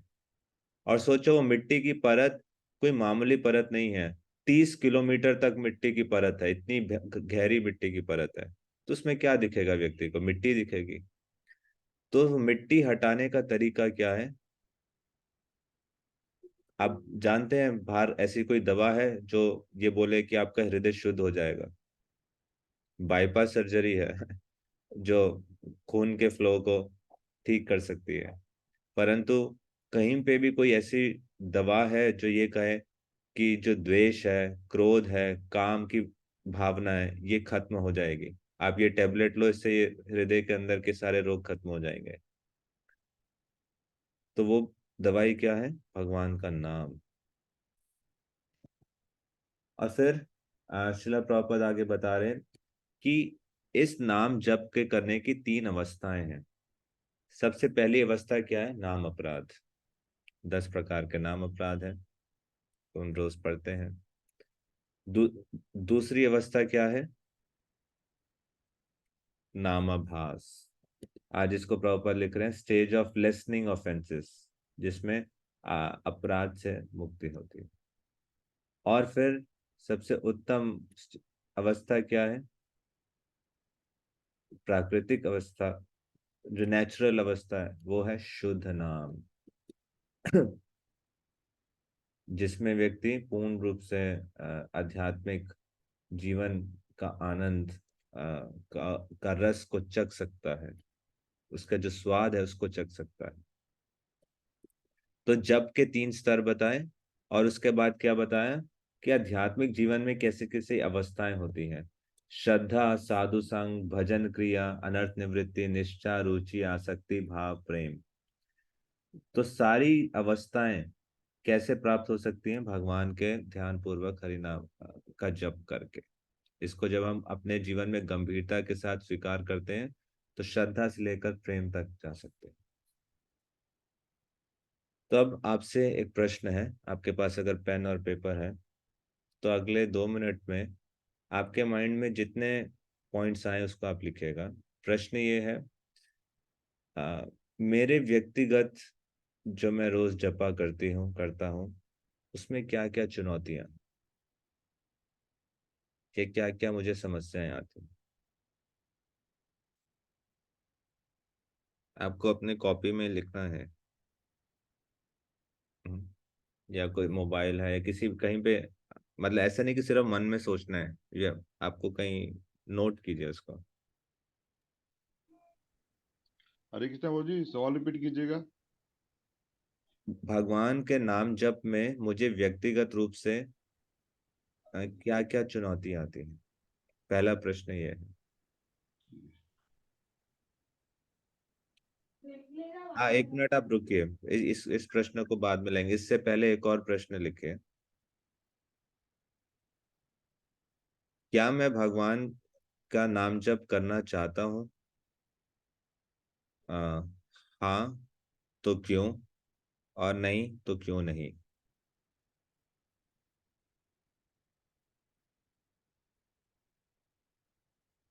आपके पास 2 मिनट है इस प्रश्न का उत्तर लिखने। इसको जब अगर आप लिखें, तो अगला प्रश्न ही है कि नाम जप करने में मुझे क्या क्या समस्याएं आती हैं।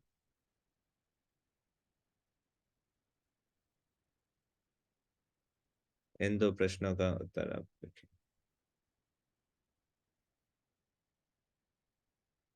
तो ये नहीं लिखना कि हमें क्या क्या समस्याएं आती हैं, हम की बात नहीं कर रहे, मुझे, मुझ हाँ, व्यक्तिगत रूप से आपको पर्सनल लिखना है। हाँ, क्या मैं भगवान का नाम जप करना चाहता हूँ हाँ या नहीं? क्या हाँ, पूरा क्या है? अगर नाम भगवान का नाम जप करना चाहता हूँ, हाँ तो क्यों करना चाहते हो भगवान का नाम जप, ठीक है, और थैंक नहीं, यू प्रभु। क्यों नहीं करना चाहते, दोनों चीजें। और अगला प्रश्न है, अगर हाँ आप करते हैं भगवान का नाम जप करना चाहते हैं, तो उसमें आपको क्या क्या चुनौतियां आती हैं?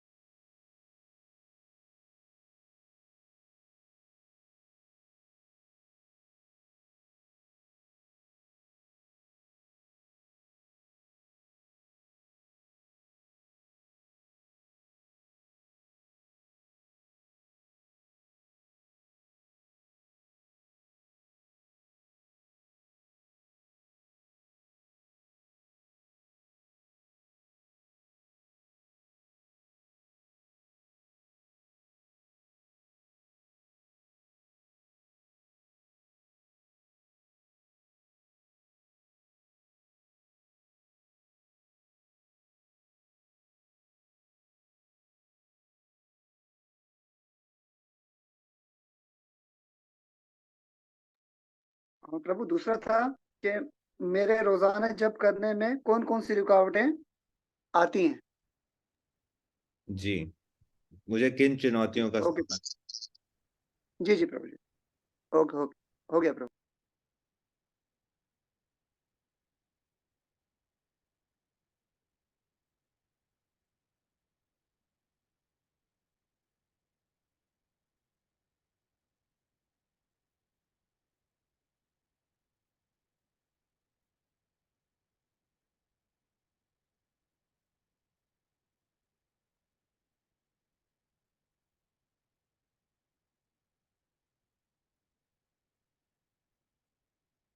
सबने लिख लिया?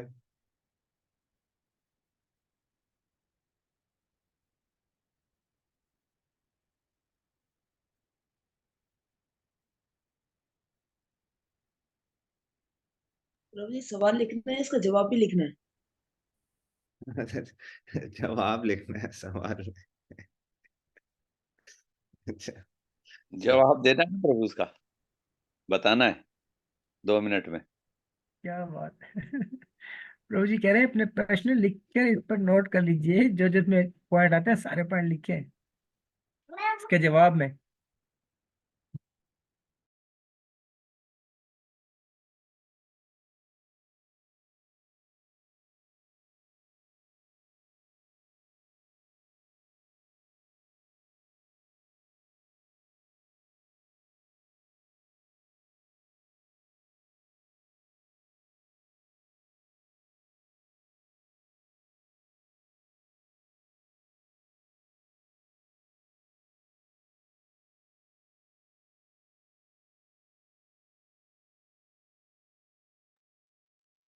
ओके, आप में से कोई शेयर करना चाहेंगे अपने आंसर?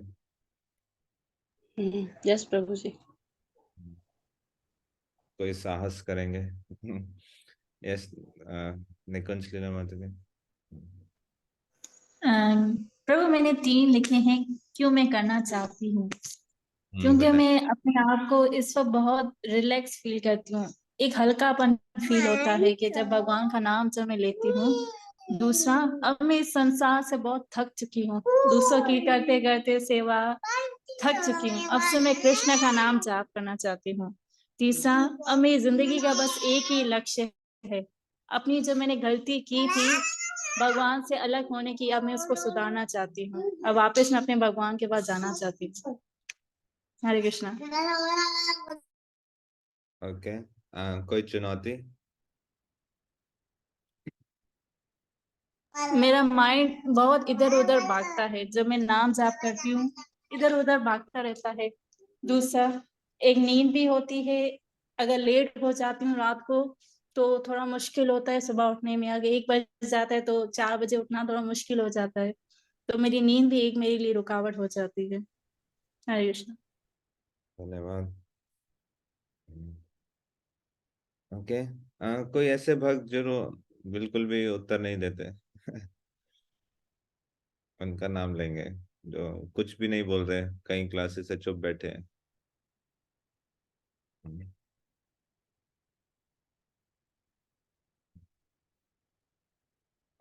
करिश्मा कुमारी माता जी।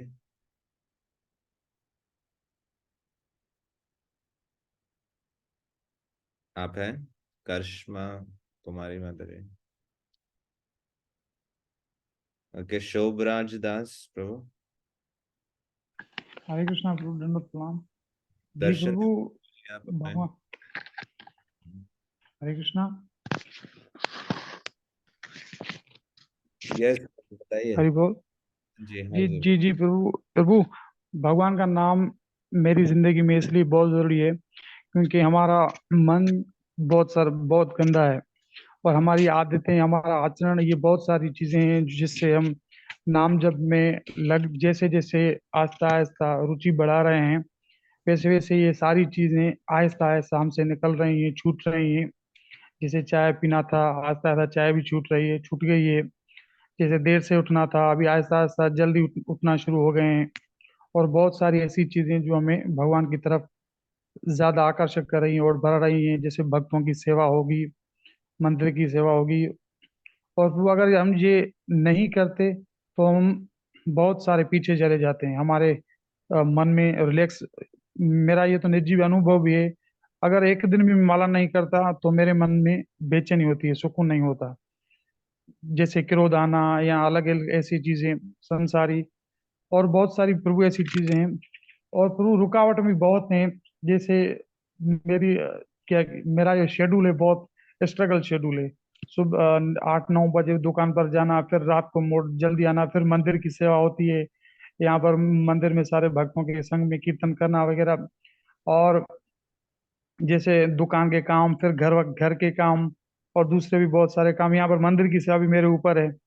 माना ऐसे बहुत सारे डिफिकल्टी है, पर ऐसा नहीं है कि कर नहीं सकता।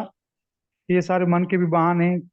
कोई भी चीज हो, टाइम निकाल कर हम कर सकते हैं भगवान की सेवा, ये हमारे ऊपर है। ये प्रभु मेरा निजी राय है। हरे कृष्ण। धन्यवाद श्रीवास प्रभु।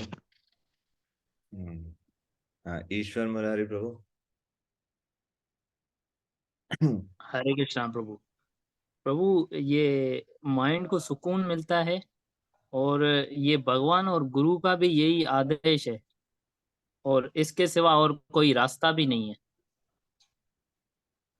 ओके। और और जो रुकावटें हैं वो मोबाइल है, निंद्रा है, यही रुकावटें हैं ज्यादातर नाम जप में। आपने तो सबसे मेन रुकावट का नाम ले लिया, मोबाइल। जी प्रभु। आप में से कितने भक्त हैं जो मोबाइल के साथ जप करते हैं? कोई ऐसा आप कि प्रभु जी एक हाथ में मोबाइल हो तो हम तो 64 माला भी कर ले, 128 माला भी रोज कर ले, ऐसा है? ठीक है, तो मन, निद्रा। ओके, एक और लेंगे। यस, जीवन मुक्त प्रभु।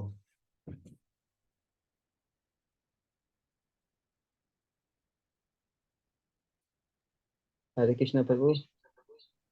क्या मैं भगवान का नाम जप करना चाहता हूँ? इसमें प्रभु बता रहे कि जब हम कृष्ण भावना में आए हैं तो गुरु महाराज का आदेश है 16 माला करना, उसको करना लाजमी है। और क्यों नहीं कर पाते पूरे तरीके से, उसमें रुकावट है। तो प्रभु एक तो है नहीं,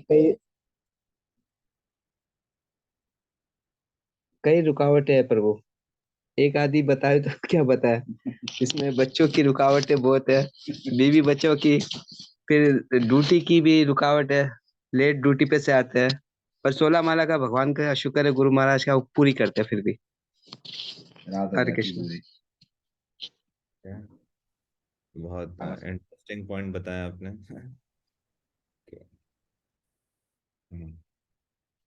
ओके, तो आई एम श्योर आप सबके निजी बहुत सारे अनुभव होंगे और मैं सबको सुनना भी चाहूंगा, बट समय का परिप्रेक्ष्य देखते हुए इसी को थोड़ा आगे लेके जाऊंगा।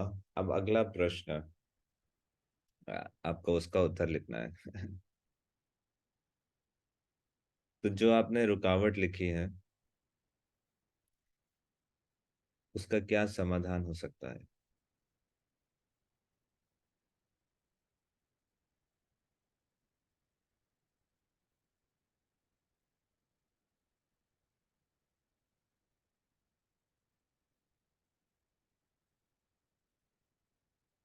आपके अनुसार, मान लीजिए अगर आपके पास कोई भक्त आता है और आपको कहता है कि प्रभु जी, माता जी, मेरे जप करने में ये समस्या आ रही है, तो आप उन्हें क्या सलाह देते हैं?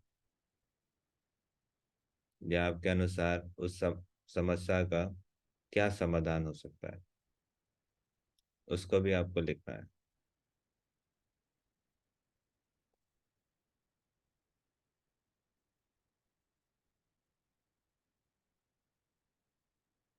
सिर्फ सोचना नहीं है, कहीं पेन से लिखना है, कहीं टाइप करना है। प्रभु थोड़ा रिपीट करेंगे थोड़ा? थैंक यू प्रभु, रिपीट कर आपके देंगे जरा। अनुसार हाँ, क्या लास्ट वाला रिपीट करेंगे। समस्या लिखी है, उसका क्या समाधान है?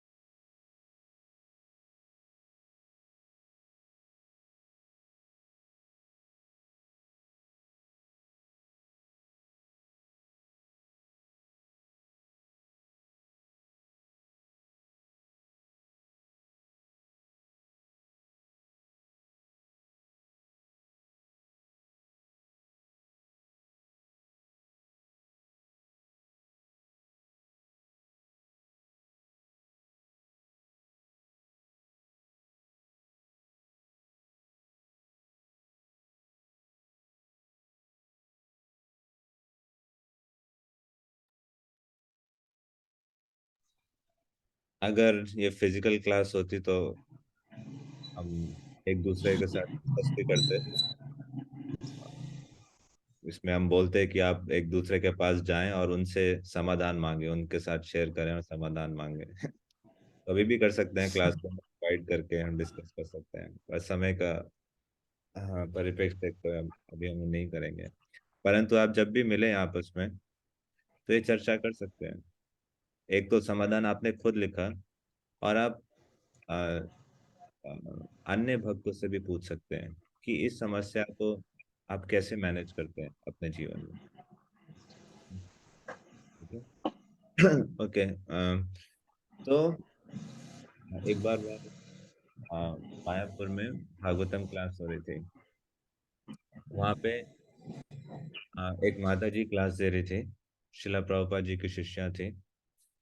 तो वो अपने जीवन से बता रही थी कि शिला प्रभुपाद के आंदोलन में वो कैसे जुड़ी, और फिर जब शिला प्रभुपाद अप्रकट हो गए तो उनको बहुत सी समस्या आई अपने भक्तिमय जीवन में, और वो किसी न किसी प्रकार से भक्तों से दूर हो गई। तो कह रही थी, परंतु मैंने अपने जीवन में कभी भी हरे कृष्ण महामंत्र को जप करना नहीं छोड़ा, किसी न किसी रूप से मैं हमेशा जप करती रही।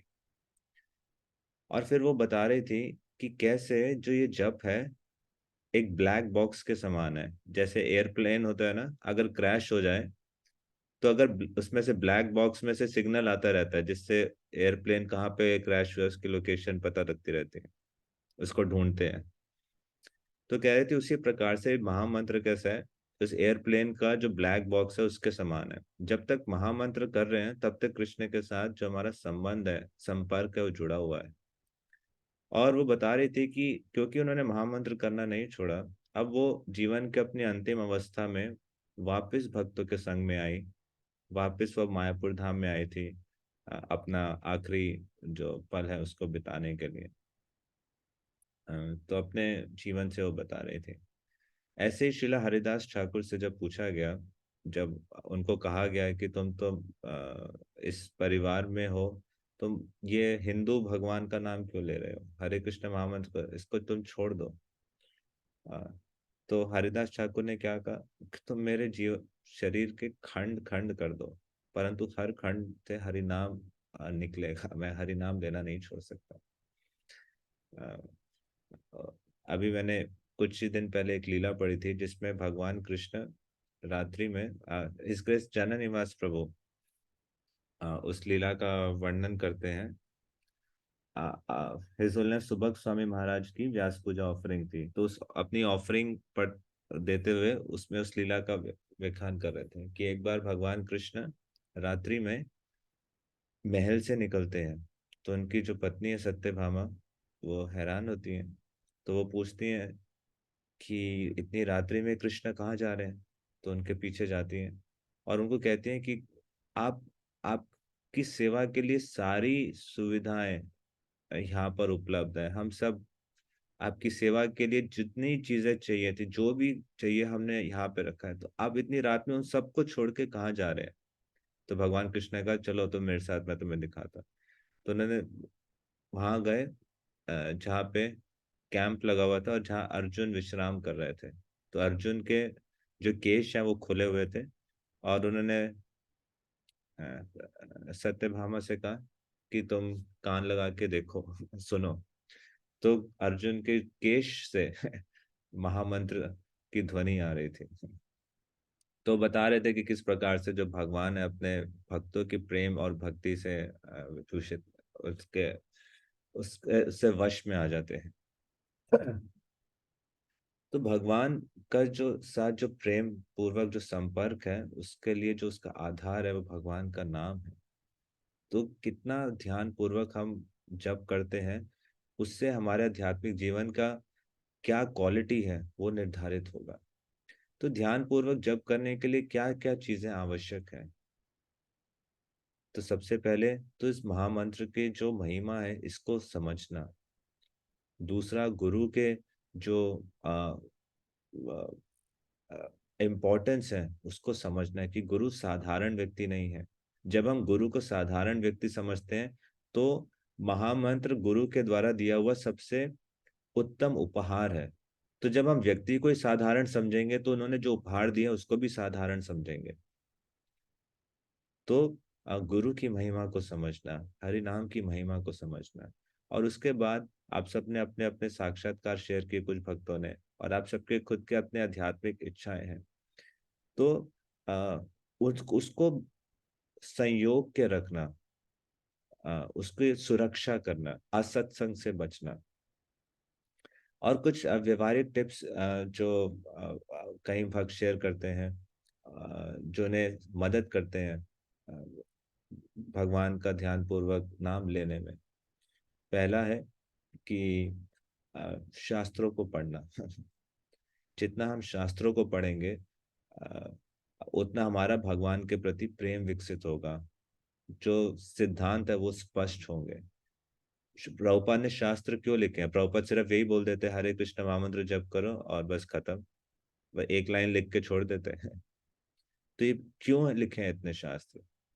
क्योंकि मन उसमें लगे, भगवान के बारे में जाने, उनसे प्रेम विकसित हो। जब प्रेम विकसित होगा तो नाम लेने में भी रुचि पड़ेगी, और जब नाम लेंगे तो भगवान को भी जानेंगे। दोनों एक दूसरे को सपोर्ट करते। दूसरा, भगवान के अर्च विग्रहों की जब हम सेवा करते हैं तो उससे भी हमारा भगवान के नाम में रुचि बढ़ता है। जितना हम आंतरिक और बाह्य रूप से स्वच्छ रहते हैं, साफ सुथरे रहते हैं, तो उससे हमारा भगवान के नाम में रुचि बढ़ती है। जब हम भगवान का नाम का जप करें तो सिर्फ भगवान के नाम का जप करें, साथ में मोबाइल, साथ में बात करना, इधर उधर देखना। तो कम से कम जब मैं जप कर रहा हूं, प्रयास करना चाहिए जितना मेरे लिए संभव हो। गृहस्थ जीवन में कई लोग, आपने कहा कि बहुत बिजी शेड्यूल रहता है, फिर भी कुछ समय कम से कम सिर्फ अपने लिए निकालना चाहिए, सिर्फ भगवान के लिए निकालना चाहिए। इसके साथ साथ बताते हैं, जब सुबह ब्रह्म मुहूर्त में जप करते हैं तो पूरे वातावरण से कैसे हमें सहयोग मिलता है।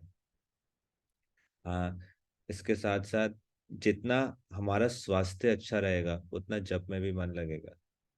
उतना जप करने के लिए, स्वास्थ्य खराब रहेगा, बीमार रहेंगे, तो जप में मन लगाना भी एक चुनौती रहेगी। तो अपने स्वास्थ्य का संतुलन बनाए रखें। जब रेस्ट करें तो रेस्ट भी एक आवश्यकता है शरीर की, तो क्वालिटी रेस्ट हो, क्वालिटी स्लीप हो, अपने हेल्थ को पे ध्यान दें। नहीं तो जैसे जैसे आयु बढ़ती है स्वास्थ्य को लेकर चुनौतियां भी बढ़ती हैं। तो जो भी रिक्वायर्ड है अपनी लाइफ को बैलेंस करने के लिए, अपने हेल्थ को बैलेंस करने के लिए, उसको मेंटेन करना। और तुलसी महारानी के सामने जप करना, भक्तों के संग में आके जप करना। अकेले जप करने के अगर संघर्ष होता हो या सुबह उठने में चुनौती होती हो तो 2-3 भक्त मिलके जप कर सकते हैं। रोज नहीं हो सकता तो एकादशी के दिन मिलके जप कर सकते हैं, उससे उत्साह बना रहता है।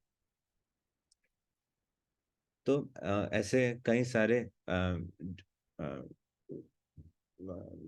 टेक्निक्स दिए हैं हमारे पूर्ववर्ती आचार्यों ने, जो शिला प्रभुपाद ने अपने पुस्तकों में भी मेंशन किए हैं। तो उनको पढ़ना, उनको समझना। ठीक है, किसी का कोई प्रश्न है इससे संबंधित? तो फिर अगले श्लोक की ओर चलते हैं। हरे कृष्णा प्रभु। प्रभु जैसे कि क्लास चल रही है और कुछ लोग नाम जप कर रहे हो, तो प्रभु ये सही है या क्या है? मतलब कि अगर क्लास चल रही है और क्लास के बीच में अगर नाम जप कर रहे हैं तो ये कितना सही है, ये प्रश्न है आपका? बहुत अच्छा प्रश्न है, बहुत प्रैक्टिकल क्वेश्चन है। तो कई पहलुओं से इसको देखा जा सकता है। अगर इस प्रश्न को इसलिए ले सकते हैं कि मुझे क्या करना है, या आपको अगर आगे प्रशिक्षण देना है तो क्या करना है। तो पहले उस दायरे में बात करेंगे। अपने लिए बेस्ट है, अगर क्वालिटी चाहिए तो एक टाइम पे अगर एक जगह ध्यान लगाएं तो वो बेस्ट क्वालिटी निकलती है।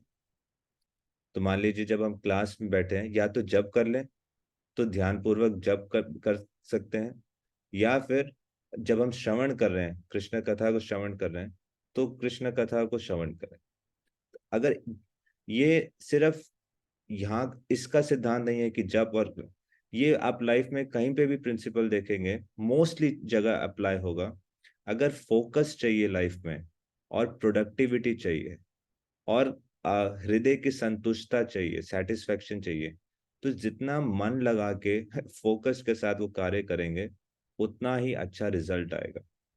जितना ध्यान स्कैटर्ड रहेगा या 2-3 चीजों में मल्टीटास्किंग में रहेगा, उतना माइंड थोड़ा चंचल भी रहेगा, सेटिस्फेक्शन भी नहीं होगी, गलती होने का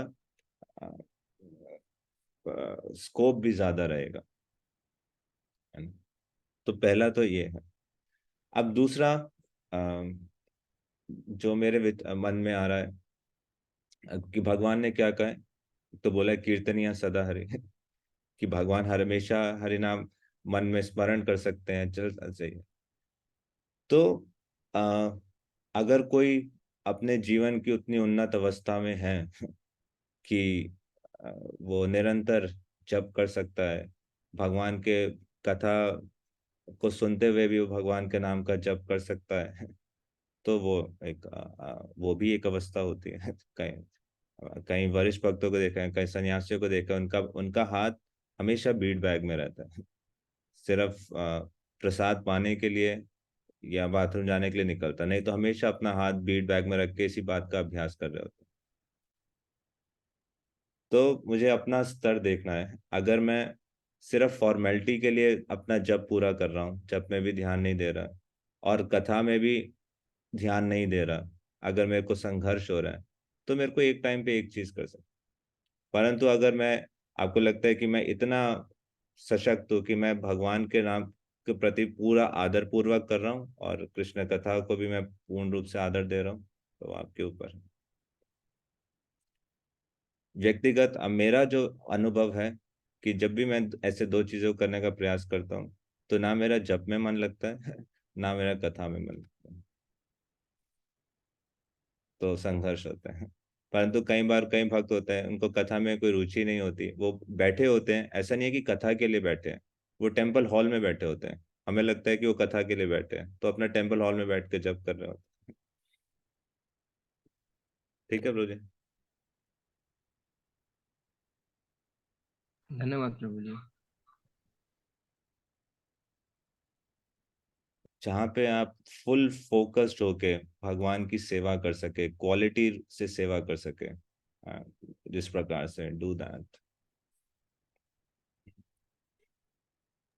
प्रभु जी ऐसा भी होता है ना कि जैसे कोई क्लास कर रहे हैं तो उस वक्त में भक्त जो आके कहे कि बैठा हुआ क्लास करने के एक्सक्यूज करके, प्रभु जी मैं बहुत लेट हूँ और मुझे माला करनी है, तो मैं श्रवण भी कर रहा हूँ और माला जप भी कर रहा हूँ ताकि कुछ माला मैं कर सकूँ।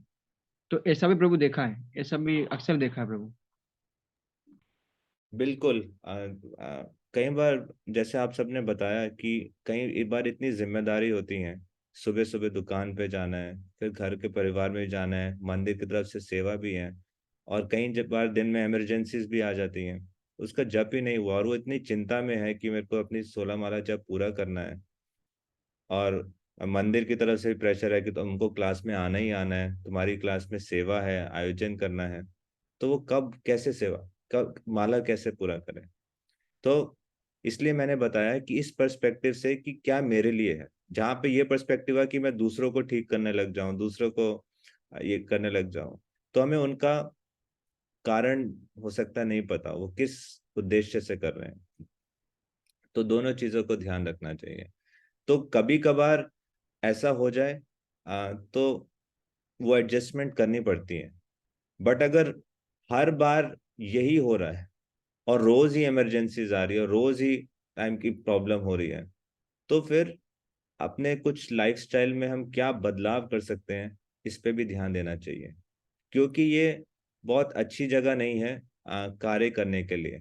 इससे बहुत तनाव भी रहता है और स्वास्थ्य पे भी ये असर डाल सकता है कि मैं हमेशा ही भागम दौड़ में हूँ, हमेशा ही मैं इतनी चिंता में हूँ, हमेशा ही मैं ऐसे जोन में कार्य कर रहा हूँ कि रोज ही कर रहा हूँ, तो ये एक अनहेल्दी लाइफस्टाइल है। तो देखना चाहिए कि कैसे मैं लाइफस्टाइल में बदलाव कर सकता हूँ।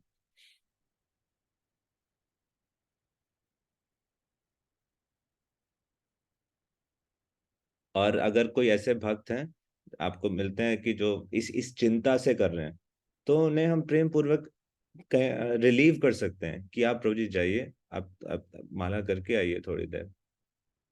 उनकी कोई टेंशन कम कर सकते हैं या सहयोग कर सकते हैं। आपकी वाइंड अप की सेवाएं मैं इसमें कंट्रीब्यूट कर दूंगा, आप जल्दी जाके अपनी माला पूरी कर लीजिए। ये तो भक्तों संग। तो देखना पड़ेगा क्या कॉन्टेक्स्ट है और किस भाव से कर रहे हैं, किस उद्देश्य से कर रहा है। मेन चीज है कि भगवान की सेवा को मैं अच्छे से क्वालिटी रूप से कैसे कर सकता हूँ, ध्यान पूर्वक कैसे कर सकता हूँ। जैसे इस श्लोक में श्रील रूप गोस्वामी ने शब्द का इस्तेमाल किया है, किंत्वादरात अनुदिनम खलु सैव जुष्ट। आदरात, मेरा इस तरह से जप करना है, क्या ये आदर पूर्वक है या नहीं, ये देखना है। ठीक है, धन्यवाद प्रभु जी। ठीक है। अभी आई थिंक सिर्फ 5 मिनट बचे, तो नया श्लोक शुरू नहीं करेंगे। कल हम जितने बचे श्लोक हैं कंप्लीट कर लेंगे। और प्रेजेंटेशंस के लिए भी आप रेडी रहिएगा। आई थिंक 2 प्रेजेंटेशंस बची हैं अभी, राइट? तो कल उसको भी पूरा करेंगे। ओके, 5 मिनट है। कोई और प्रश्न किसी का स्टार्टिंग से लेकर अभी तक किसी भी वर्ष पे या आज के?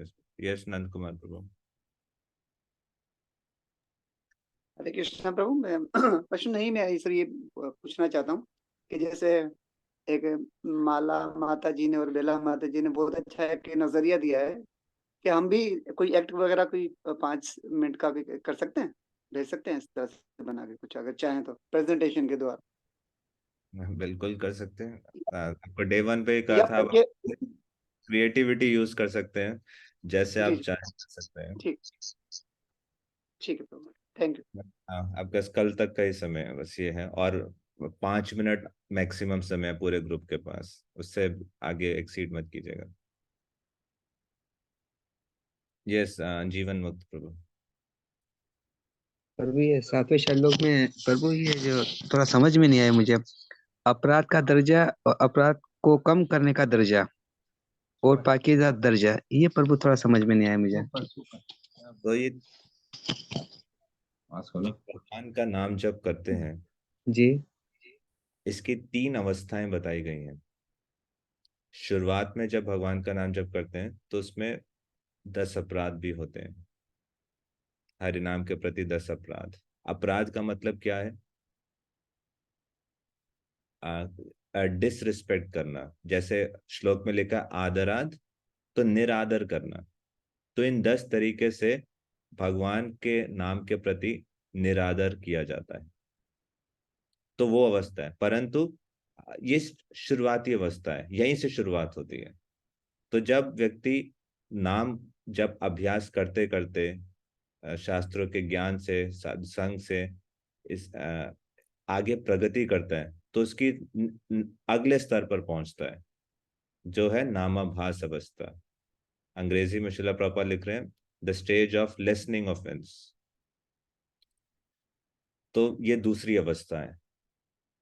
तो जब इस अवस्था से प्रेंगत होके अगली अवस्था जाती है, जो सबसे सर्वश्रेष्ठ अवस्था है, जो एक जीवात्मा की नेचुरल अवस्था बताई गई है, वो है शुद्ध नाम की, जिसमें एक साधक को ये पूर्ण रूप से साक्षात्कार होता है कि भगवान और भगवान के नाम में कोई अंतर नहीं है। भगवान का जो नाम है पूर्ण रूप से दिव्य है, तीनों गुणों से ऊपर है, पूर्ण रूप से शुद्ध है। ये साक्षात्कार होता है और वो अपने सारे अपराधों से मुक्त होता है। उसका हृदय पूर्ण रूप से शुद्ध हो, उसके हृदय में जो सुप्त कृष्ण प्रेम है वो एक सूर्य के भांति चमकता हुआ प्रकाशित होता है। तो ये तीसरा अवस्था है भगवान के नाम जप करने की। तो कोई भी जो साधक है उसका लक्ष्य होता है कि किस प्रकार से मैं भगवान का नाम शुद्ध रूप से जप कर सकूं। ठीक है। यस प्रभु। और वहां उस अवस्था तक पहुंचा कैसे जा सकता है, तो ये श्रील प्रभुपाद तात्पर्य में लिख रहे हैं कि आदर पूर्वक भगवान के नाम रूप गुण लीलाओं को स्वीकार करते हुए भजन क्रिया के माध्यम से हमारी श्रद्धा प्रगाढ़ होती है और वो प्रेम तक लेके जाती है। यस भागवत प्रभु। हाँ प्रभु, थोड़ा सा यानी इससे रिलेटेड मेरा एक सवाल है कि जिस तरह इंसान यानी जपा माला की बात चल रही है कि ध्यान से करनी चाहिए, कभी कभार ध्यान नहीं लगता और कभी कभार ध्यान जो है ना वो भटक जाता है। तो इसी इसी इसी से इसी विषय से है प्रभु के इंसान अगर जब अपनी आखिरी स्टेज पर होता है, यानी इस शरीर को त्यागने के वक्त जो है ना अगर वो भगवान का नाम लेता है, लेकिन अगर सांस निकलने से पहले वो भगवान को याद कर रहा है और जब सांस जब जिस वक्त निकलता है तो वो अपनी तकलीफों में वो जूझ जाता है, तो प्रभु ऐसी हालत में यानी क्या यानी उसकी गति होगी या वो कहीं किसी और योनि में चला जाएगा प्रभु? जबकि भगवत गीता में लिखा भी हुआ है कि जब इंसान ये शरीर छोड़ता है और जिस हालत में होता है जिसको वो याद करता है तो उसको उसी के मुताबिक उसको शरीर दिया जाता है। प्रभु इस पे थोड़ा सा अगर जैसे समय आखिरी लास्ट। बहुत इंटरेस्टिंग क्वेश्चन है आपका। तो सबसे पहले तो ऐसा नहीं है कि ये जो श्लोक है उसमें सिर्फ जप के बारे में बताया गया है। इस श्लोक में क्या है, स्यात् कृष्ण नाम चरितादि सिताप्य विद्या। तो भगवान का नाम, स्यात् कृष्ण नाम चरितादि, यानी भगवान का नाम रूप गुण लीला इन सब के बारे में बताया गया है। और भगवान का नाम जप के माध्यम से भी होता है, कीर्तन के माध्यम से भी होता है। जो भगवान का चरित्र है, जो कथा है, इन सब के बारे में बात हो रही है यहाँ पे। अब दूसरा जो आपका प्रश्न है कि ऐसे साधक का क्या गति होगी जो सांस लेने से पहले भगवान का नाम ले रहा है, सांस लेते समय तकलीफों में जूझ रहा है कि भगवान के धाम जाएगा या नहीं जाएगा। तो भगवान भगवत गीता में सिंपल सा सिद्धांत प्रस्तुत कर रहे हैं, अंत काले च मामेव स्मरण मुक्त्वा कलेवरम, है ना। शरीर छोड़ते समय या जैसा भाव होगा, जैसा विचार होगा, वैसा अगला जीवन धारित होगा। तो अगर कृष्ण का स्मरण है तो निश्चित रूप से वो कृष्ण के पास जाएगा। तो कृष्ण का स्मरण कब होगा? जब इस चीज का अभ्यास होगा। तो वर्तमान में, आज के समय में, इसी क्षण में अगर मेरे जीवन में कोई समस्या आती है तो क्या मैं कृष्ण की शरण लेता हूँ? क्या मैं कृष्ण को पुकारता हूँ? तो जब मैं अपने मन को प्रशिक्षित करूंगा, कृष्ण से आसक्त करूंगा, तो वो जो तकलीफ है उसमें मैं कृष्ण को ही स्मरण करूंगा। क्या मेरी तकलीफ मुझे कृष्ण को भुलाती है या कृष्ण का और तीव्रता से स्मरण कराती है? श्रील प्रभुपाद ने जो आप देखेंगे श्लोक का जो तात्पर्य दिया है उसमें क्या समझाया, कैसे ये भौतिक संसार दुराश्रय है। जीवात्मा को हमेशा आश्रय की आवश्यकता है। तो अगर भगवान में आश्रय नहीं होगा तो हम भौतिक संसार में आश्रय लेंगे। कहीं ना कहीं तो जीवात्मा आश्रय लेगा, तकलीफ हो या खुशी हो, कहीं जीव आत्मा हमेशा किसी ना किसी के आश्रय में रहना चाहता है, तटस्थ शक्ति है। तो जितना हम पारंगत होंगे भगवान में आश्रय लेने के लिए, अंतरंगा शक्ति में आश्रय लेने के लिए, तो वही जो तकलीफ है उसमें आप कृष्ण का स्मरण और प्रगाढ़ रूप से कर पाएंगे। जब ऐसा अभ्यास होगा, जब कृष्ण की आसक्ति होगी। तो वो आसक्ति है या नहीं वो कैसे मैं पता लगा सकता हूँ? अपने वर्तमान जीवन से देख के। अभी जो मेरे जीवन में कोई समस्या आती है तो मैं भगवान पे दोषारोपण करता हूँ, भगवान को भूल जाता हूँ, अपनी माला को साइड में रख देता हूँ। या अगर मेरे जीवन में कोई समस्या आती है तो मैं भगवान का नाम और गहरे रूप से पुकारता हूँ। जो ब्रजवासी थे, तो जब इंद्र ने वर्षा की, उनका पहला रिस्पॉन्स क्या रहा? कृष्णा कृष्णा महाबाहो। जब अर्जुन के तरफ ब्रह्मास्त्र आया उत्तरा के गर्भ में, अर्जुन ने क्या किया? कृष्ण को पुकारा सबसे पहले। उसमें भी वो कृष्ण का गुणगान कर रहे हैं, महाबाहो, कि हे कृष्ण तुम जिनकी भुजाएं इतनी सशक्त हैं। ऐसी अवस्था में भी वो कृष्ण को पुकार रहे हैं। क्यों? क्योंकि उनसे आसक्त है, उनसे प्रेम है, उनसे संबंध है। तो अगर प्रेम होगा, आसक्ति होगी, तो और हमें कर होगा नहीं होगा इस पे इतना नहीं जाना, मैं क्या कर सकता हूँ ये देखना है। वो कृष्ण ने जो करना होगा, कृष्ण, ये आप विश्वास रखिए, कृष्ण आपको कभी भी लाइफ में डिसअपॉइंट नहीं करेंगे, क्योंकि best shelter is Krishna, the supreme shelter is Krishna. Krishna will never disappoint you in life, he is always there to protect you.